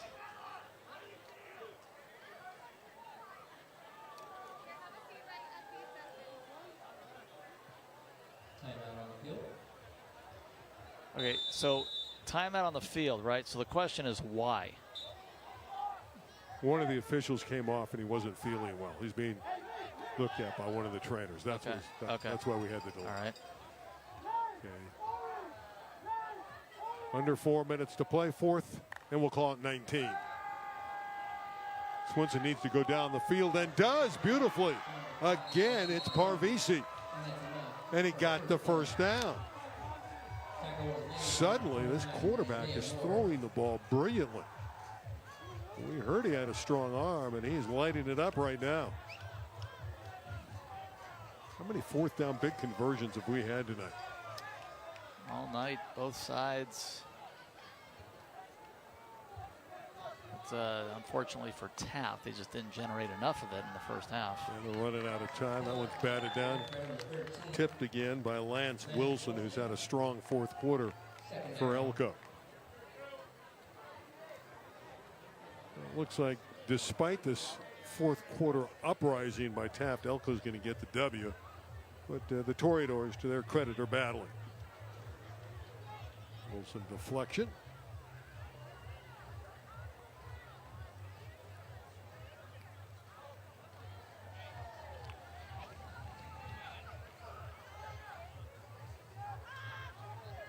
Second and 10. Darren, it was fun spending the night with. I didn't think we'd spend this much time, though. Been a long game. Quite possibly going to get to 3 hours. Another pass to the sideline, and there's all defenders there. Back the other way comes Kona Malik. Taking it all the way back to the 35 of Taft, and there are no flags. Nice moment for Kona Malik. And again, he ran for over 100 yards on offense in the 101 Classic last season. Let's look at the interception for Kona. Easy pickings for Kona. Again, throwing in double coverage and severely underthrown. Kona's going to pick that one off every time, and a nice return at that. Elko's got enough points. They got the game wrapped up. We're down to 2:50 left. Reason to go up top anymore. Just keep it on the ground. That's what they'll do with Walker right up the middle. And Adrian Walker's on his way down to the 20-yard line with a first down tote. Oh, what a game he had. No question, this is a different football team than the last time we saw them. In the right direction. Like what the offensive line did tonight. Had great production at running back. Acevedo did his thing, gave his receivers a chance. And all about Williams, number 16, with help from Cortez. Kicking game was fine. Walker tries the middle again. He's bottled up, but they're working the clock. They have the game won. This will be the 8th consecutive victory for Elko in this series. And that has to feel really good, especially for these veterans like Imran Wardak. Been around for a while, even though he's a junior. Second down play, but again, like you noted earlier, they're in no hurry. Just want to milk the clock. So it's going to be the second win in a row for Elko to improve to 2-4. Taft will fall to 2-4. And it is again the opener in West Valley League action. Acevedo to the air, surprisingly. He's got his target. It's Williams, his 4th touchdown of the game. 5 touchdown throws for quarterback Arturo Acevedo. And that might have been his best throw of the night. I mean, beautifully done, right in the back corner. Are you surprised they threw it? I am, but for Williams, a wonderful moment. Well, you certainly didn't have to throw it there, and of course it gives Ashland another opportunity for a PAT. She can go 2 for 2 on the night, young lady. The first one went through easily. Always suspense you're rooting for, because she's the first girl ever to play on the varsity El Camino. No problem again. 37-12. We're going to have to talk to Zabalik about getting her back on the field more next time. Well, I mean, it's such an important part of the game. I mean, it would be nice, you know, in situations where if you've got like a 4th and 10 from the opponent's 15 or so yard line, as we take another look at this great throw. What a throw, what a catch towards the back of the end zone. 5 touchdown passes, but right, kick and field goal is such an important part of the game, and I'd love to see them utilize her if needed going forward. There's going to be times you're going to want to put points on the board where you could use 3 points. So it's important, and I think she's got a strong enough leg to be out there. Still $1:12 to play. That's all that separates the Royals from another victory. For Taft, it's going to be a disappointing bus ride home, but fortunately for them, it's going to be very fast. They're only a couple of miles down the road, as we noted earlier, 5 miles to be exact. I like that pooch kick. I'm not a fan of that. I got to tell you. Tonight it's worked. I don't know how much it's going to work going forward. Because you give the other team a minimum of the 40-yard line. That's assuming there's no run back. And we got more pink flags on the field. You're getting pretty good at picking those out.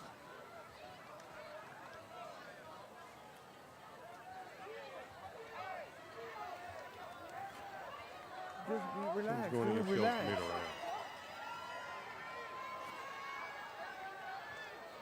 Fans starting to leave ECR Stadium. Very content on the press box side, the El Camino side, with a W. Putting up 37 against Taft 2 years in a row. Last year, of course, 5 miles down Ventura Boulevard, doing it in the final 15 seconds to get that road win.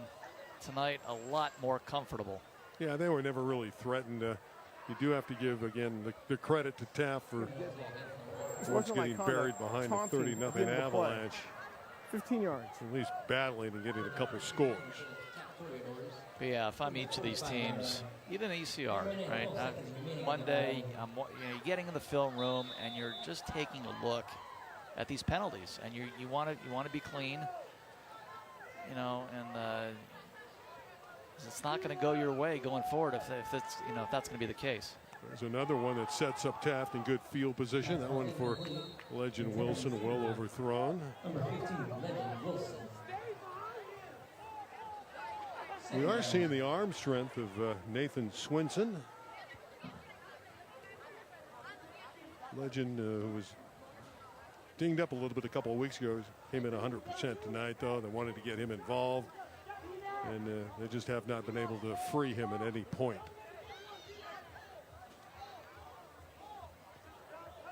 We'll line up with trips to the right. Taft trying to at least get one more in the final 65 seconds.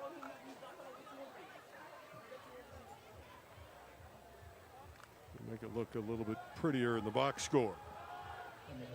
Here's a nice little run, a quick darting run by Jacob Southall. Southall, reserve running back. Clock is running. No one's in any hurry. We're in the final minute, 45 seconds. You can see it's winding down. There it is. It's been a tough night for that scoreboard. It's been working a long time. Electricity must be good here. What could be the final play. Another deep ball down the sideline. Oh, nice. Tipped away at the last moment. That's a nice play. Roderick Sapone.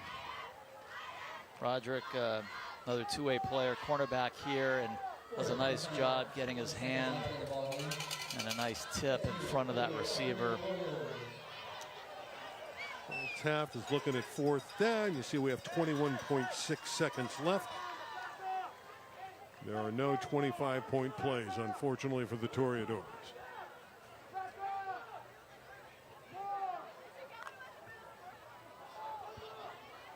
And they fumbled it away, and they never have an opportunity to run a clean fourth down.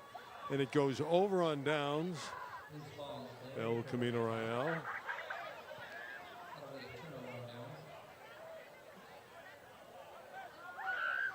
They're going to run the clock out. They're not even going to bring the offense out. So it's over. So they're lining up to congratulate one another. Your final score is 37-12 in a game that lasted 2 hours and 49 minutes. There's Zabalik, the winner in the 101 Classic, drenched but happy. Even caught a ball on the sideline tonight. So a little bit of everything tonight. Both sides of the ball. You got the W if you're El Camino Real.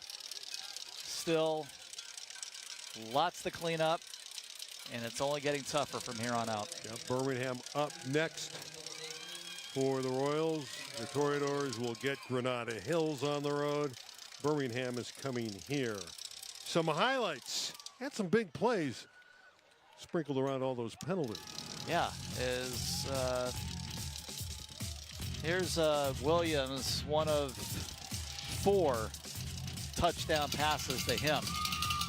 And again, on all of them, right? Or there were out of the 5 touchdown passes thrown, 4 of them were either 3rd or 4th and long. Taft was literally a play away on all those occasions from getting off the field. They just couldn't do it tonight. Otherwise, you'd have a real ball game. That's a great throw right down center field. Williams taking it to the house here. Here's another Acevedo throw. This one's the Cortez on a very tight window that beats Green. And then here's some trickery from Taft that works. They had a couple of these tonight, and also later on recovered an onside kick. Touchdown pass to Garner. One of their 2 touchdowns tonight. They failed on the 2-point conversion both times. Here's Swinson. Swinson goes down the left side of the field. That one's the Green for their 2nd touchdown. And to cap the night, Acevedo right in to Williams for his 4th touchdown reception. Big time player. And Coach Zabalik and the Royals celebrating an 8th straight win over their 101 rivals. That's going to wrap it up, a 37-12 victory. And as my partner alluded to, this is the 2nd year in a row that 37 in the series put up by the Royals. Won 37-32 last year. So this year a little bit easier, 37-12. What an outburst by ECR. They built an early 30-0 lead. Acevedo with 5 touchdown passes, 4 of them to the brilliant Jaden Williams, and a drenched, happy coach is Jason Zabala. For Darren Preston, I'm Randy Rosenbaum, and our entire LA36 crew. The Woodland Hills game is over. Woodland Hills is controlled by Taft. They win the 101 Classic, 37-12. Good night from ECR Stadium.